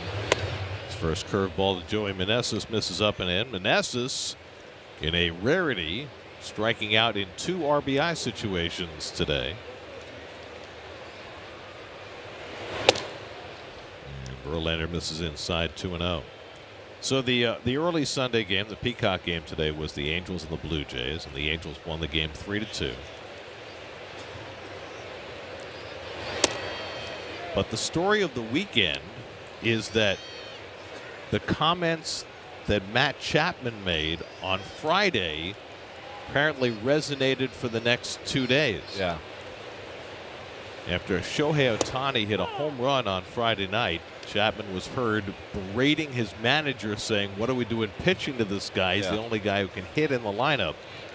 And so yesterday, they intentionally walked Ohtani twice. And today, they intentionally walked him 2 more times. Wow.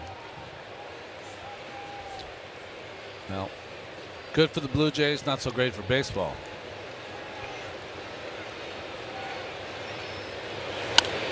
Well, here's some perspective on that.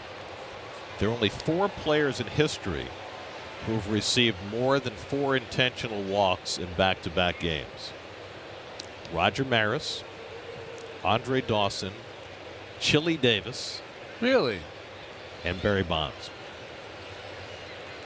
You knew the last one. Yes. Meneses drives one to center, but Nimmo, he's right there. 1 out. 6 in a row retired by Verlander. The Chili Davis one surprised me a little bit. Where was he playing? I don't know. Okay. That puts it in perspective. I would have to think Giants, right? Giants, so Jack Clark? Maybe.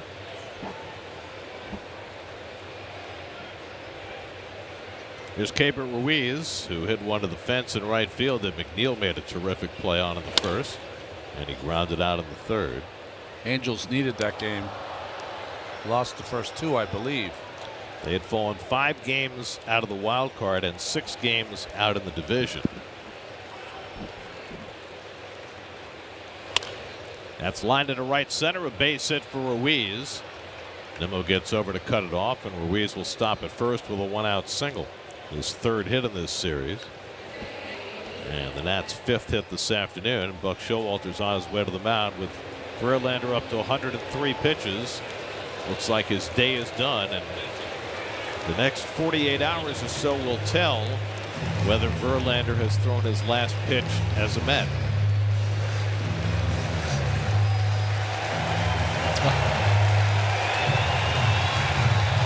I think the fans are telling you they want him to stay. Flushing faithful appreciative of what they've seen from the future Hall of Famer, who's in line for his 250th career win today.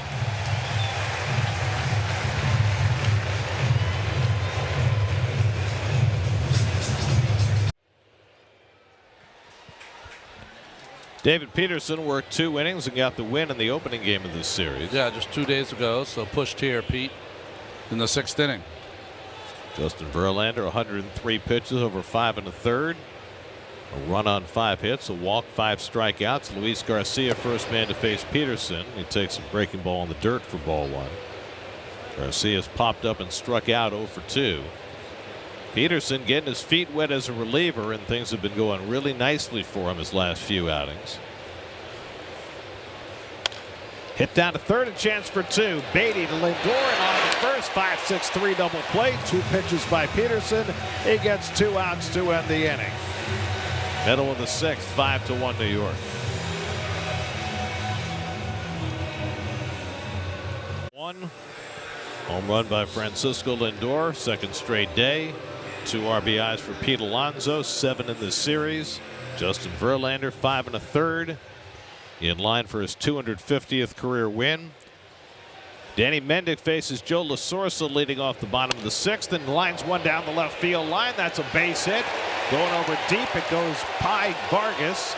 And Mendick will pull in at second base with a well-struck double. His 2nd hit of the day. So Mendick, who came into the day with just 1 hit as a Met, now has 3.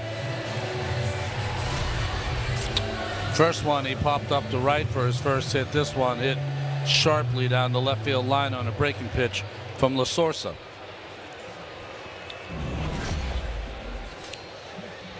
Here's Brandon Nimmo, 0 for 2 and a walk today. And he gets a breaking ball and yanks it foul down the right side.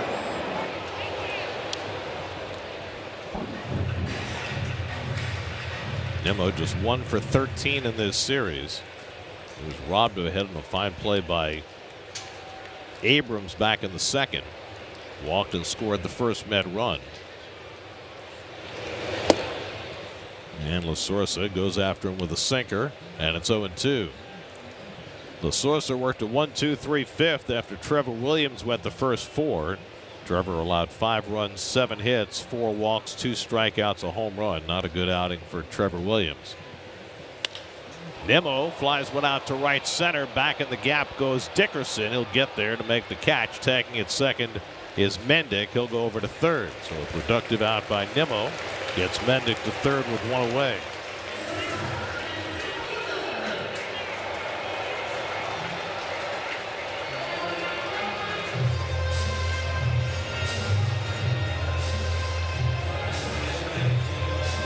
Now Francisco Lindor, who has swung the bat as well the last 2 days as in any 2-day stretch this season. Single and a home run last night, double and a home run today. Nats will bring the infield in. Mendick at third with 1 out. Lindor hit his home run batting left-handed in the 4th inning. Now he comes up from the right side. He's hit 9 home runs as a right-hand batter, 12 as a left-hand hitter.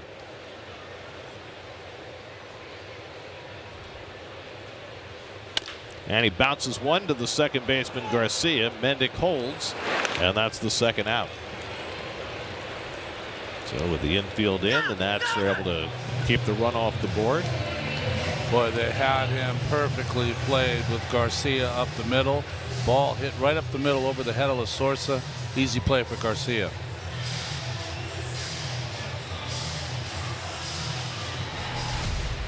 That's you don't see very often this kind of reaction from Lindor. He wanted that RBI bad. So it leaves it to McNeil, and he pops one into shallow center, and there's Call to grab it. 2 scoreless innings for Joe La Sorsa. That sends us off to the 7th with the Mets up 5-1.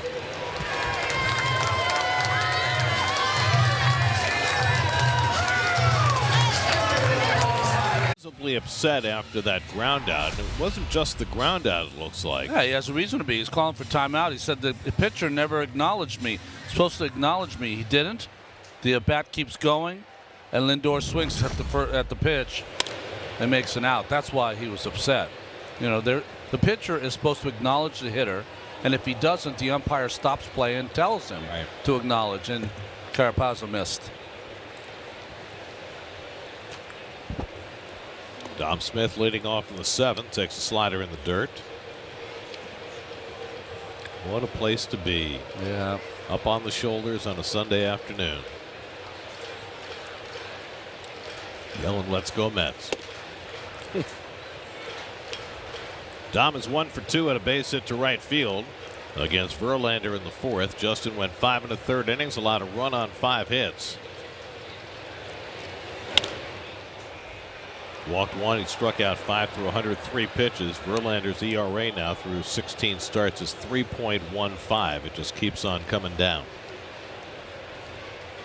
Smith, Dickerson, and Vargas against Peterson, who came in the 6th and threw 2 pitches and got a double play ball.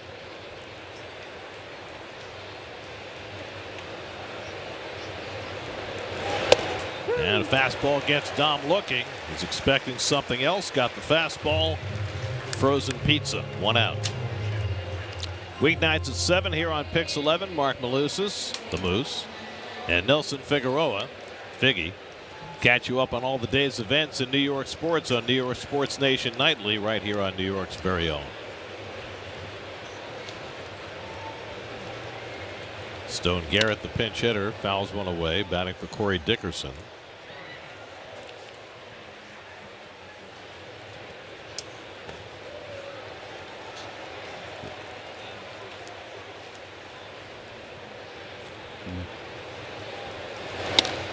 And Garrett pops one up into shallow center. Nimmo got a late start, now racing in, and he dropped the ball. It bounces away, and Garrett winds up at second base. Nimmo froze on that ball when it was contacted and hurried in. He got there, but he was unable to make the play, and that'll be an error. Well, what's interesting here is that he easily has it right now. But see how he got his glove right in front of his face? Watch his glove. He's going to make the play. It goes right in front of his eyes. And I think he just lost track of where that baseball was and ends up hitting him in the leg, in the thigh. First error of the game, and immediately Vargas takes advantage of it by banging a base hit into right center. That'll score Garrett and cut the Met lead to 5-2. So Eldemaro Vargas continues to strafe Mets pitching. He drives in a run and gets the Nats within 3. Well, just fastball away, and Vargas goes that way. Good hitting. We see him at his best, don't we? 426 against the Mets coming into play today. 1 for 3 in this game. So now Peterson needs to take a deep breath as he faces Alex Call, who was 0 for 2 today. Was throwing out a terrific play by Lindor his last time up. Vargas just waits till the last minute. That ball's almost on the plate when he drives it to right field. And double play ball right at Lindor to Mendick, and on to first. Peterson in 2 innings has gotten 2 double plays. That's get an unearned run, but nothing more. It's 5-2 New York at the stretch. A little Central Park softball for you. Watch out for the bounces.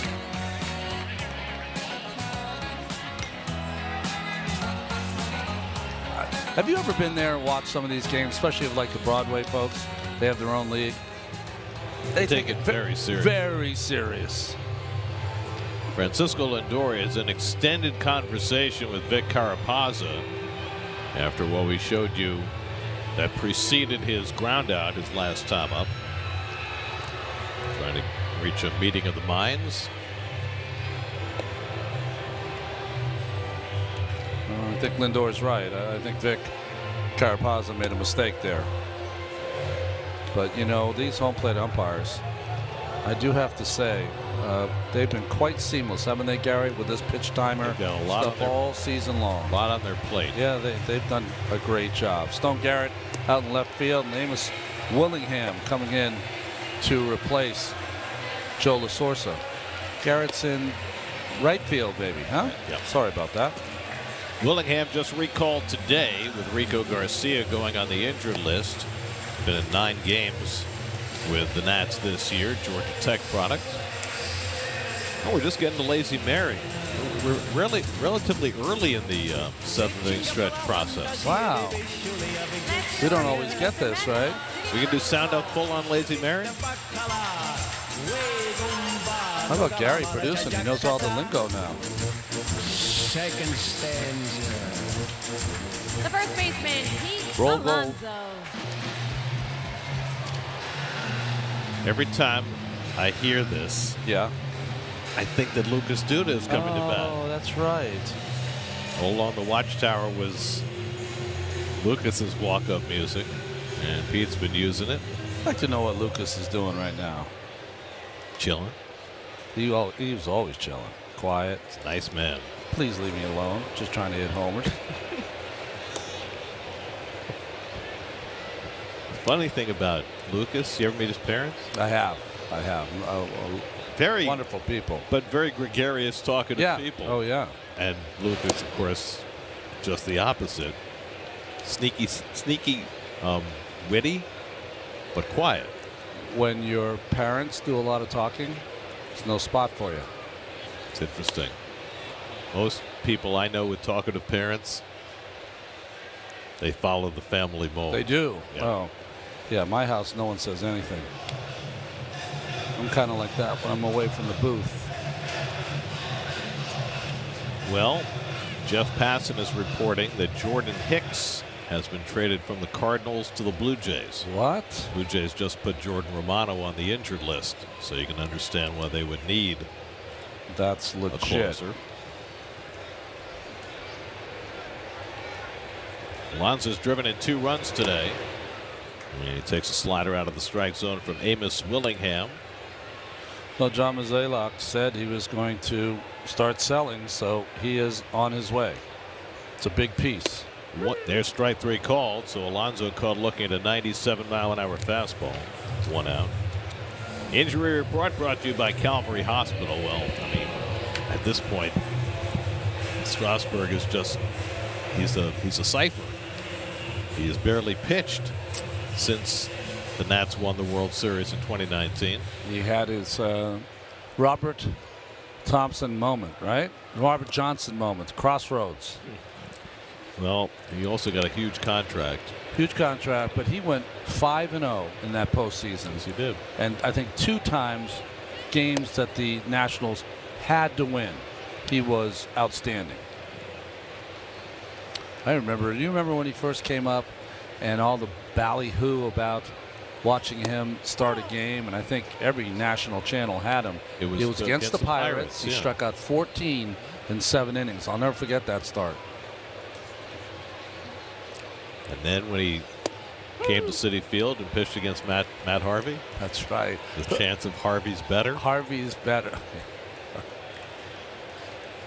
and he was. Vogelback hits one on the ground. Garcia with a sprawling stop. Takes his time from his knees and throws out Vogelback 2 away.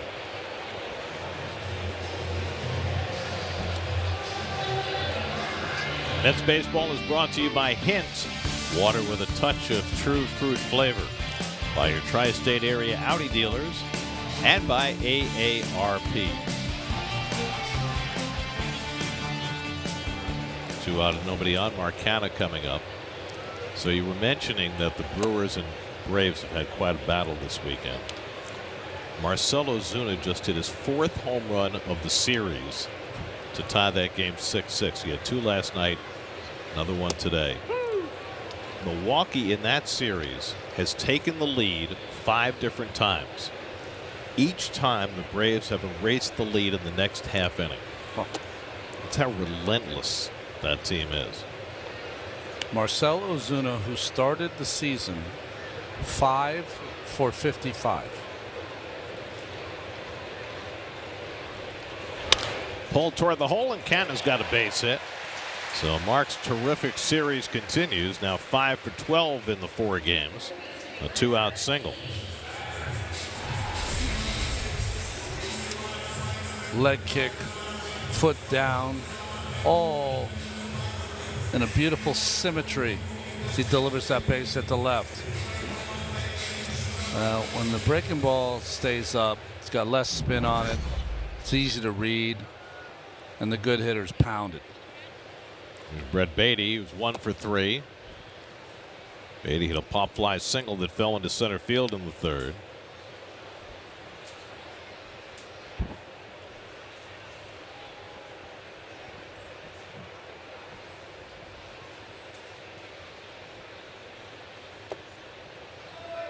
Changeup taken down. It's 2-0.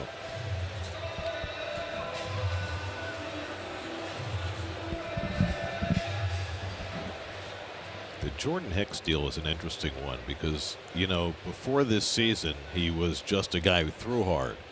And I think we saw his evolution in the series against the Mets into a true end-of-game force. Well, when he first came in the major leagues, it looked like he was the finished product, and then he got hurt.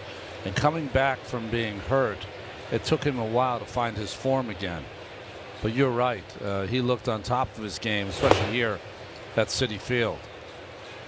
That lets me. I mean, that makes me feel as though Jack Flaherty's gone now.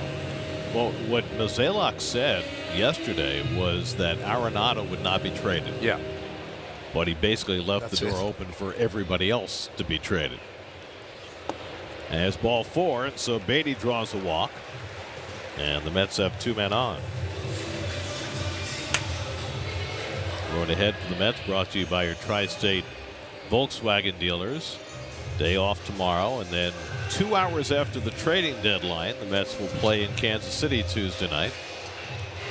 3 in Kansas City, 3 in Baltimore. Then a long homestand. The Mets have 3 with the Cubs, 4 with the Braves, and then is it 4 with the Pirates or 3 with the Pirates? 3 with the Pirates. 10-game homestand. Right, because then they go to St. Louis and play 4.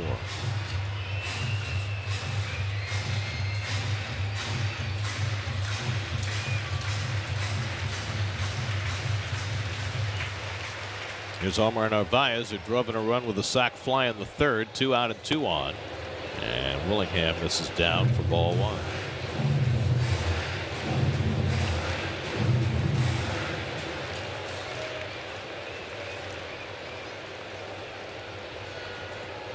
Canha at second, Baty at first. And Narvaez takes a fastball strike, 1-1. Amos Willingham, 3rd Washington pitcher of the day. Joe Lasorsa was good. He went 2 innings. Allowed just 1 hit, struck out 2. He made his family very proud and happy. I'm just wondering, is the family just hanging out? Oh, they got to wait for Joe to be done. Joe is done. The team's just not done. Well, yeah, you got to wait around, Gary. You can't just take off after you're done. Although I've seen players do that. I've seen players do that. I know guys who've run for miles after getting knocked out early in a game. I know that feeling. Narvaez breaks his bat and lofts one foul, and he'll go back for a new bat.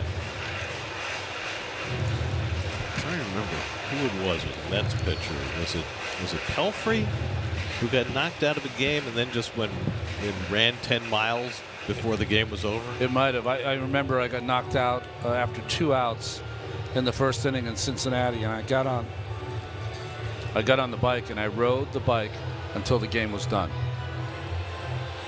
It's a lot of bike riding. There's a lot of anger there. A lot of adrenaline you had to eliminate. Work it out. 24th pitch of the inning now. And Narvaez takes up an in 2-2. Steve is practicing his play-by-play. Really? Oh, we got to get a mic in there. Come on, Dave. And a swing and a miss. Narvaez down on strikes. And the inning's over. You can take a break now, Steve. He's going to break. He better go to break quicker. Who's counting him down? More baseball. Trophies. Everybody gets a trophy.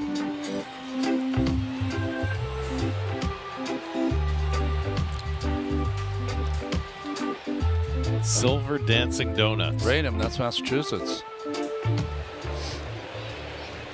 David Peterson's already worked an inning and 2/3 in relief. Stays out there for the 8th inning with the Mets up 5-2, facing the top of the batting order. C.J. Abrams fouls one off, and it's 1-1.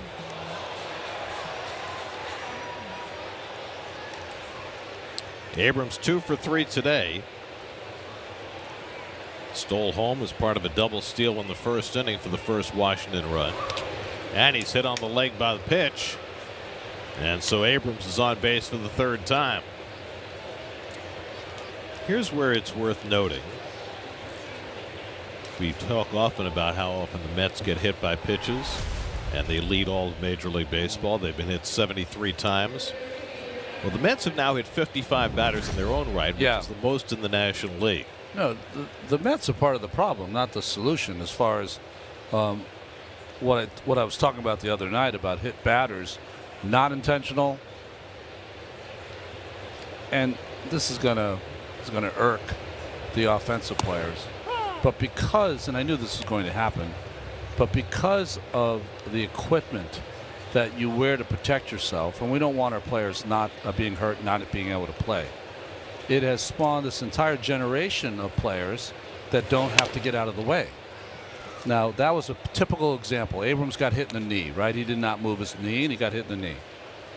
There was a day when that ball, if it was close to someone's knee, they would have been helmet one way. They would have went, you know what, over tea kettle, and ended up in the dirt.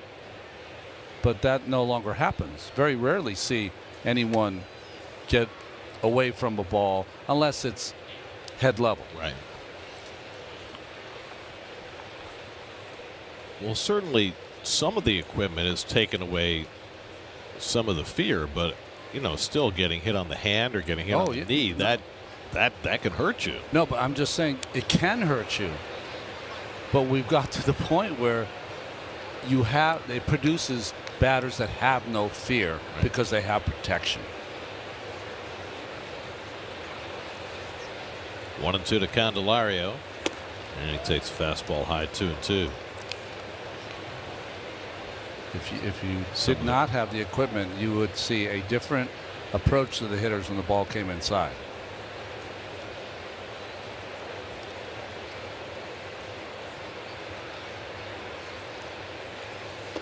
And a swing and a miss, and Candelario down on strikes. Good back foot slider by Peterson for the first out. His 2nd strikeout. Good breaking ball from Peterson. That'll be his last hitter of the day. So Peterson goes 2 innings in relief, and Adam Ottavino will come on to face the right-hand batter Joey Meneses. Mets lead 5-2 in the 8th. We'll be right back to Citi Field.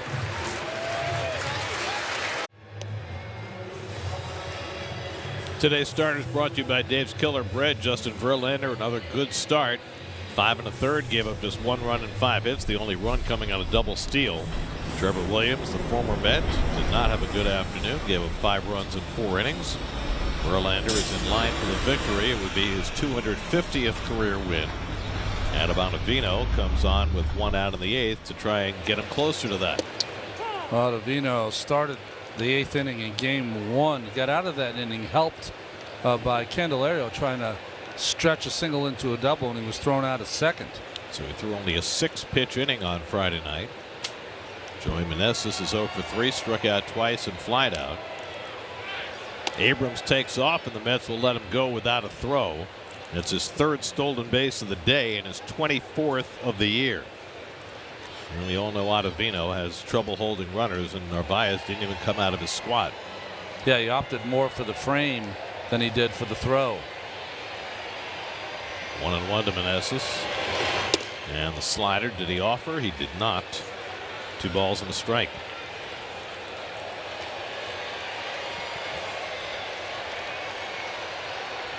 So another chance for Meneses with the runner in scoring position. Struck out twice in those spots against Verlander. And he swings and misses at a slider, and it's 2-2.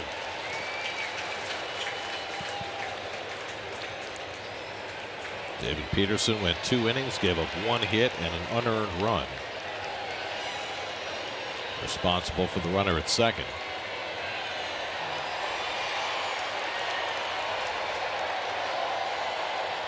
Two coming. Got him looking. Fastball surprised him. Ottavino comes in to strike out Meneses for the second out. Well, Meneses, who's such a good hitter, just out of sync today. Swinging at balls and taking strikes. That one right down the middle. So 2 out. Abrams still at second. And now Keibert Ruiz, who had a base hit in the 6th. He was the last man that Verlander faced.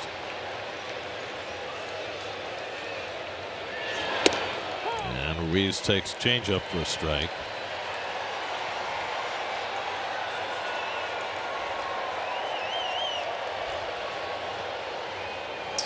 Ruiz 0 for 4 in his career against Ottavino. And that catches the inside corner. 0-2.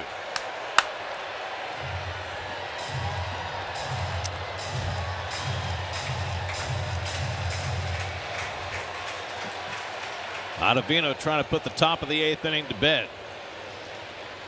0-2 coming to Ruiz. And it's hooked down the right field line. That'll go foul. Cool.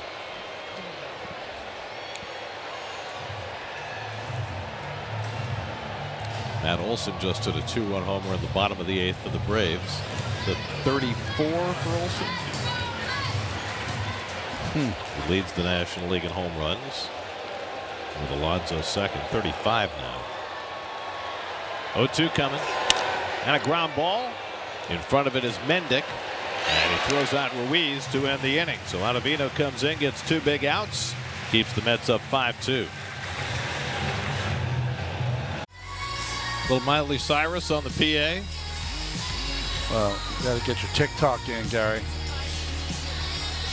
What's more important, the actual dancing or the videoing of oneself dancing? Are you nuts? The videoing. Come on.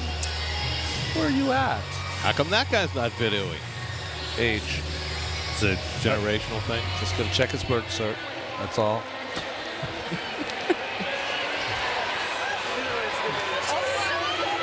And what is this young lady's future? Who knows? Or his. Yeah.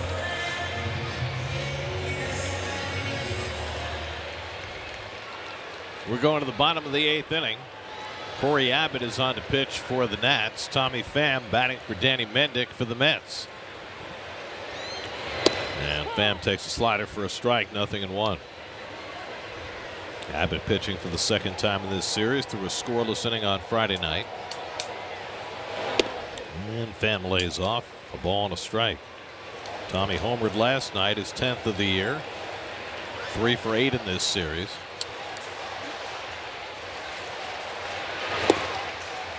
He takes that curveball down, and it's 2-1. Nats have gotten 3 scoreless innings out of their bullpen, 2 from Joe LaSorsa, 1 from Amos Willingham to stay around in this game. And Pham takes curveball for a strike, and it's 2-2. That's Brooks Raley up in the bullpen. Looks like he'll get the 9th.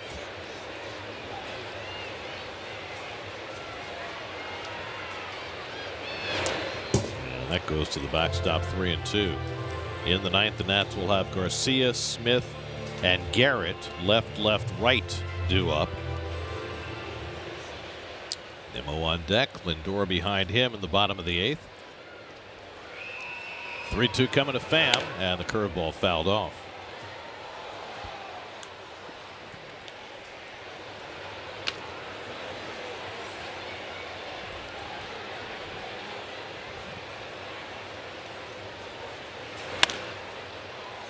Is it wrong that when I see Corey Abbott's jersey from the center field camera, it makes me want to say, "Hey, Abbott"?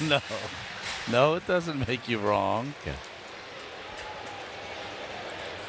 I mean, there might be some folks watching that as Pham goes down, wondering what you're talking about. Well, I was just going to say that Abbott and Costello have the greatest baseball comedy routine in history.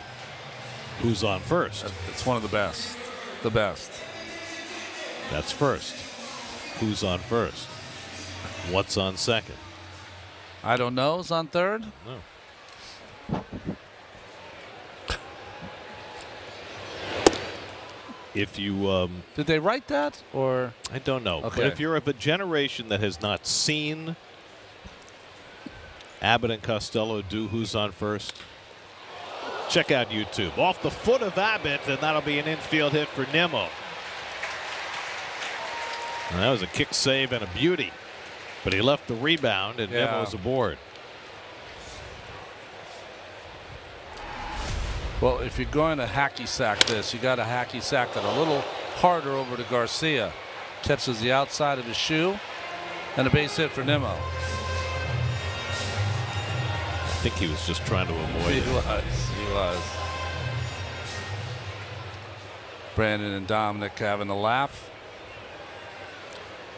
It's only Brandon's second hit in this series, so he needed that one. Here's Lindor, who's had a double and a home run today. 21st home run of the year.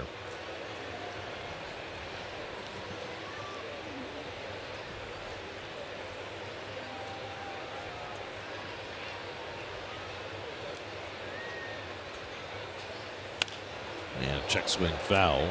0-2.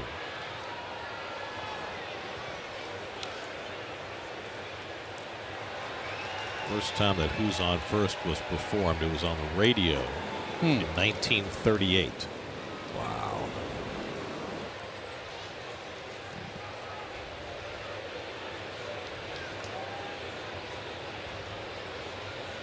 That's line into left field, a base hit, and Lindor has his third hit of the day. Nimmo pulls in at second as Vargas plays it in. So Lindor with a double, a homer, and now an opposite field single on an 0-2 pitch. Well, he's had a double to left center, the single to left field, the home run, which he hit the right field left-handed. So coast to coast for Lindor this afternoon. That's when he's at his best. Single and a home run last night, single, double, and a home run today. 2 on and 1 out for McNeil, who had an RBI triple back in the third, 1 for 3. And he golfs one into left field. And Vargas is right there. 2 out. So McNeil is retired, and that'll bring up Alonso. Oh, I love the giraffe. Giraffes, right? Different animals. What a cute. Oh. I cry on TV all the time. Don't feel bad.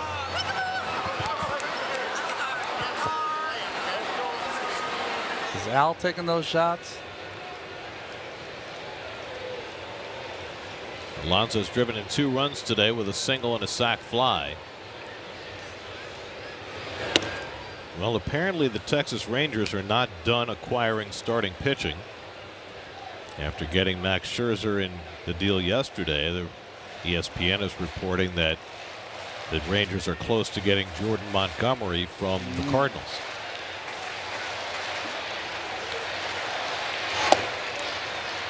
To 2-0 to Alonso.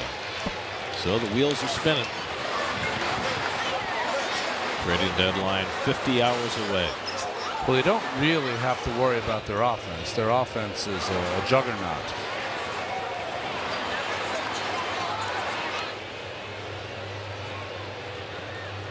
Abbott behind 2-0 to Alonso.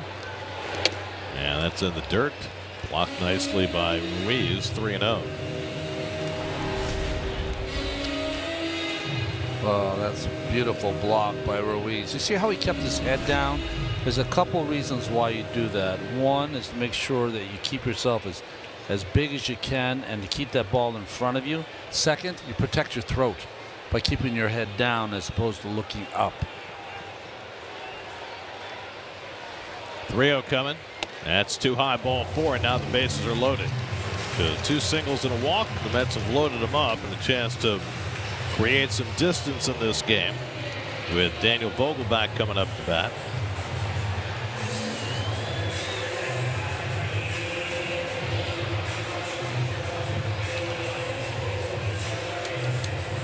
Vogelbach 1 for 4 today. Nimmo at third, Lindor at second, Alonso at first with 2 down. And Vogelbach grounds one down to first, and Dom Smith makes the play to retire the side. Mets have stranded 12 today, 5-2 going to the 9th.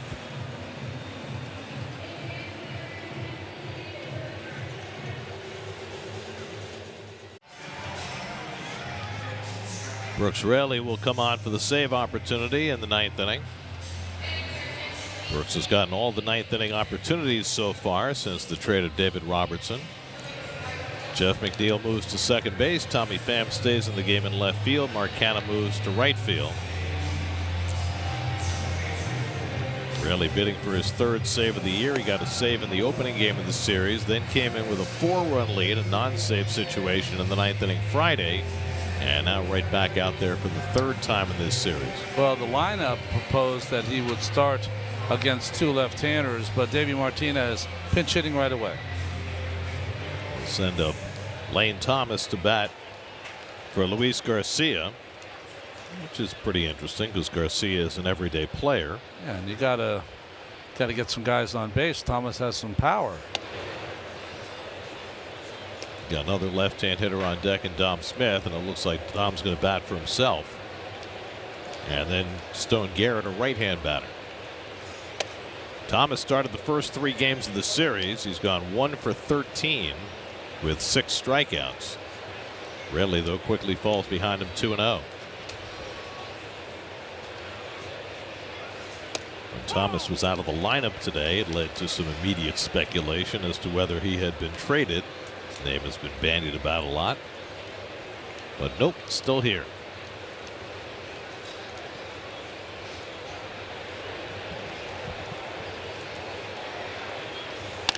Thomas bounces one foul and behind Gary DiSarcina, 2-2.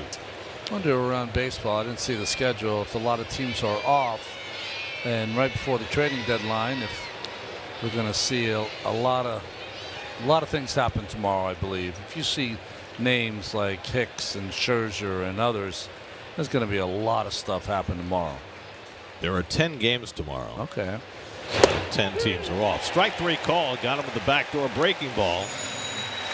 And Thomas is a strikeout victim to start the 9th.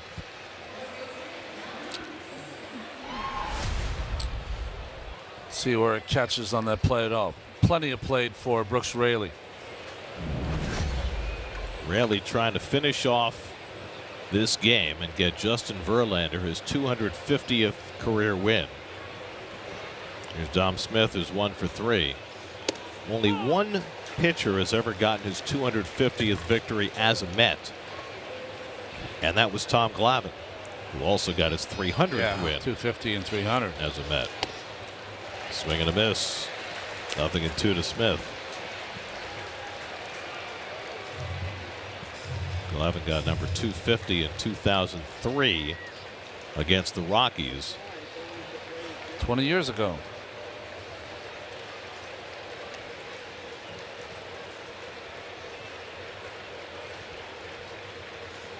And a swing and a miss. He got him with a slider. Back-to-back strikeouts for Raley. And the Nats are down to their final out.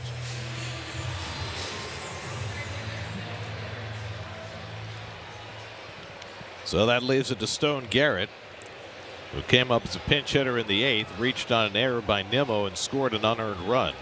That was against David Peterson. Now facing Raley with 2 out and nobody on in the 9th. And he goes after a first pitch sinker and misses, 0-1.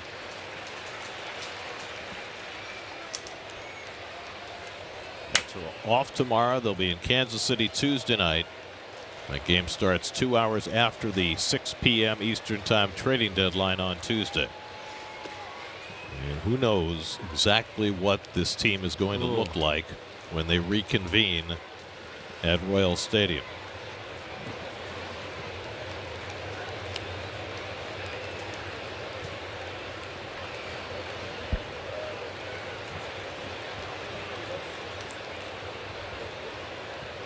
Ball and a strike to Garrett. And he chases a changeup, and it's 1-2. And the Nats are down to their final strike.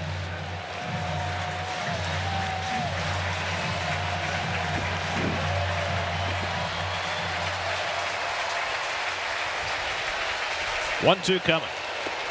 And this is low and away. Laid off the change that time, 2-2.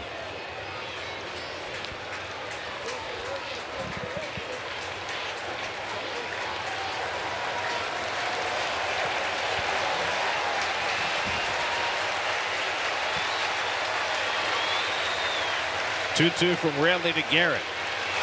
Up and away, 3-2. Ildemaro Vargas, switch hitter, would be next. Nats 2 runs, 6 hits. The Mets 5 runs, 11 hits. We're in the 9th.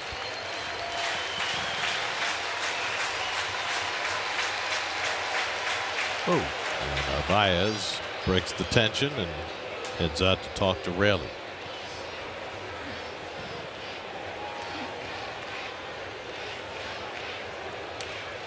Catchers for the Mets so in tune. Once that clock starts to tick down where their pitcher's gonna put a guy on because of the 3-2 count, they break the rhythm. Nice job by Omar. 3-2. And it's outside, ball 4, and we continue. Garrett draws a 2-out walk, and now the Nats need just one more base runner to get the tying run to bat, with Ildemaro Vargas coming up. You see, Buck, he wants Pete to play behind him. I think that's the signal he's trying to give Pete, but he's trying to get his attention first. Come on, Pete, behind him. And now Pete got the signal and he moves back. He's got to tell the pitcher first, which he did. Here's Vargas, and he takes a strike with a cutter, 0-1. Vargas had an RBI single in the 7th to get the Nats within 3. Now trying to get on base and get called to the plate as the tying run. And Vargas goes swinging at a cutter, and it's 0-2. And again, the Nats are down to their last strike.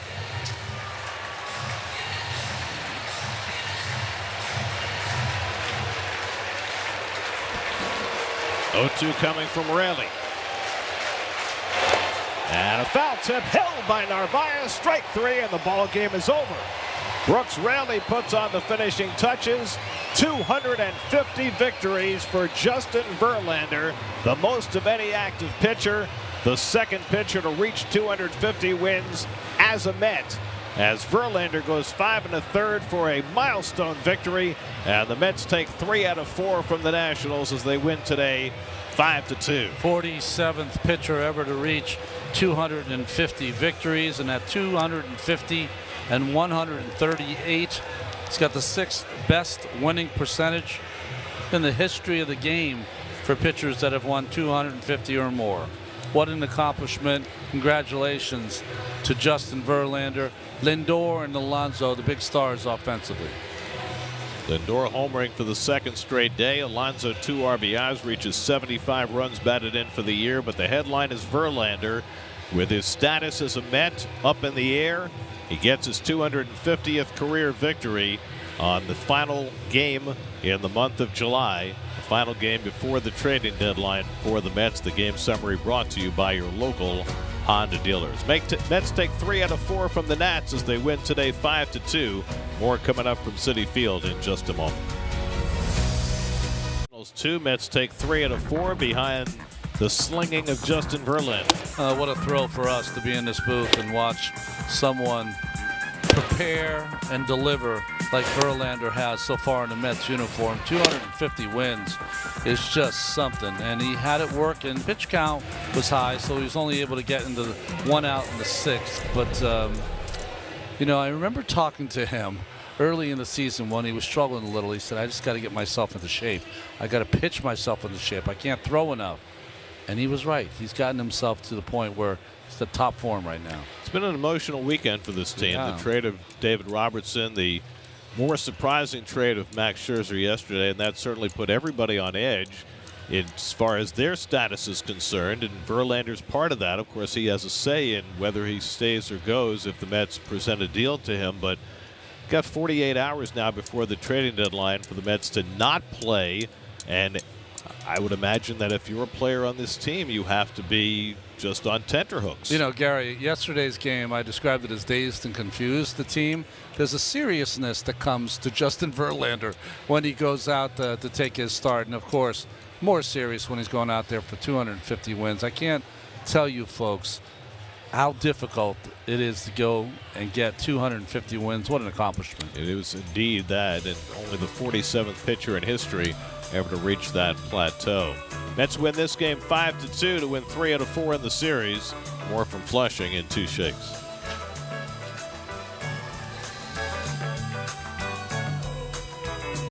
Let your project be our passion. By CFSC. Go to any of our locations and pick up your prepaid Yes debit card. By Pearl Vision. Nobody cares for eyes more than Pearl. And by NYU Langone Health, the #1 hospital in New York. Final score today, the Mets 5, the Nationals 2. Tuesday night, the Mets are in Kansas City. That game will be on SNY. Coverage begins 7:30 Tuesday night on SNY. Our next Picks telecast will be August 19th when the Mets are in St. Louis. Coverage begins at 6:30 that day on Picks 11. Coming up on Picks 11, it's the Picks 11 News, and on SNY, it's PointsBet Post-Game Live. Picks 11 News is coming up after a commercial. Now for Ron Darling, Steve Gelbs, and our entire crew, I'm Gary Cohen. We'll see you Tuesday night on SNY.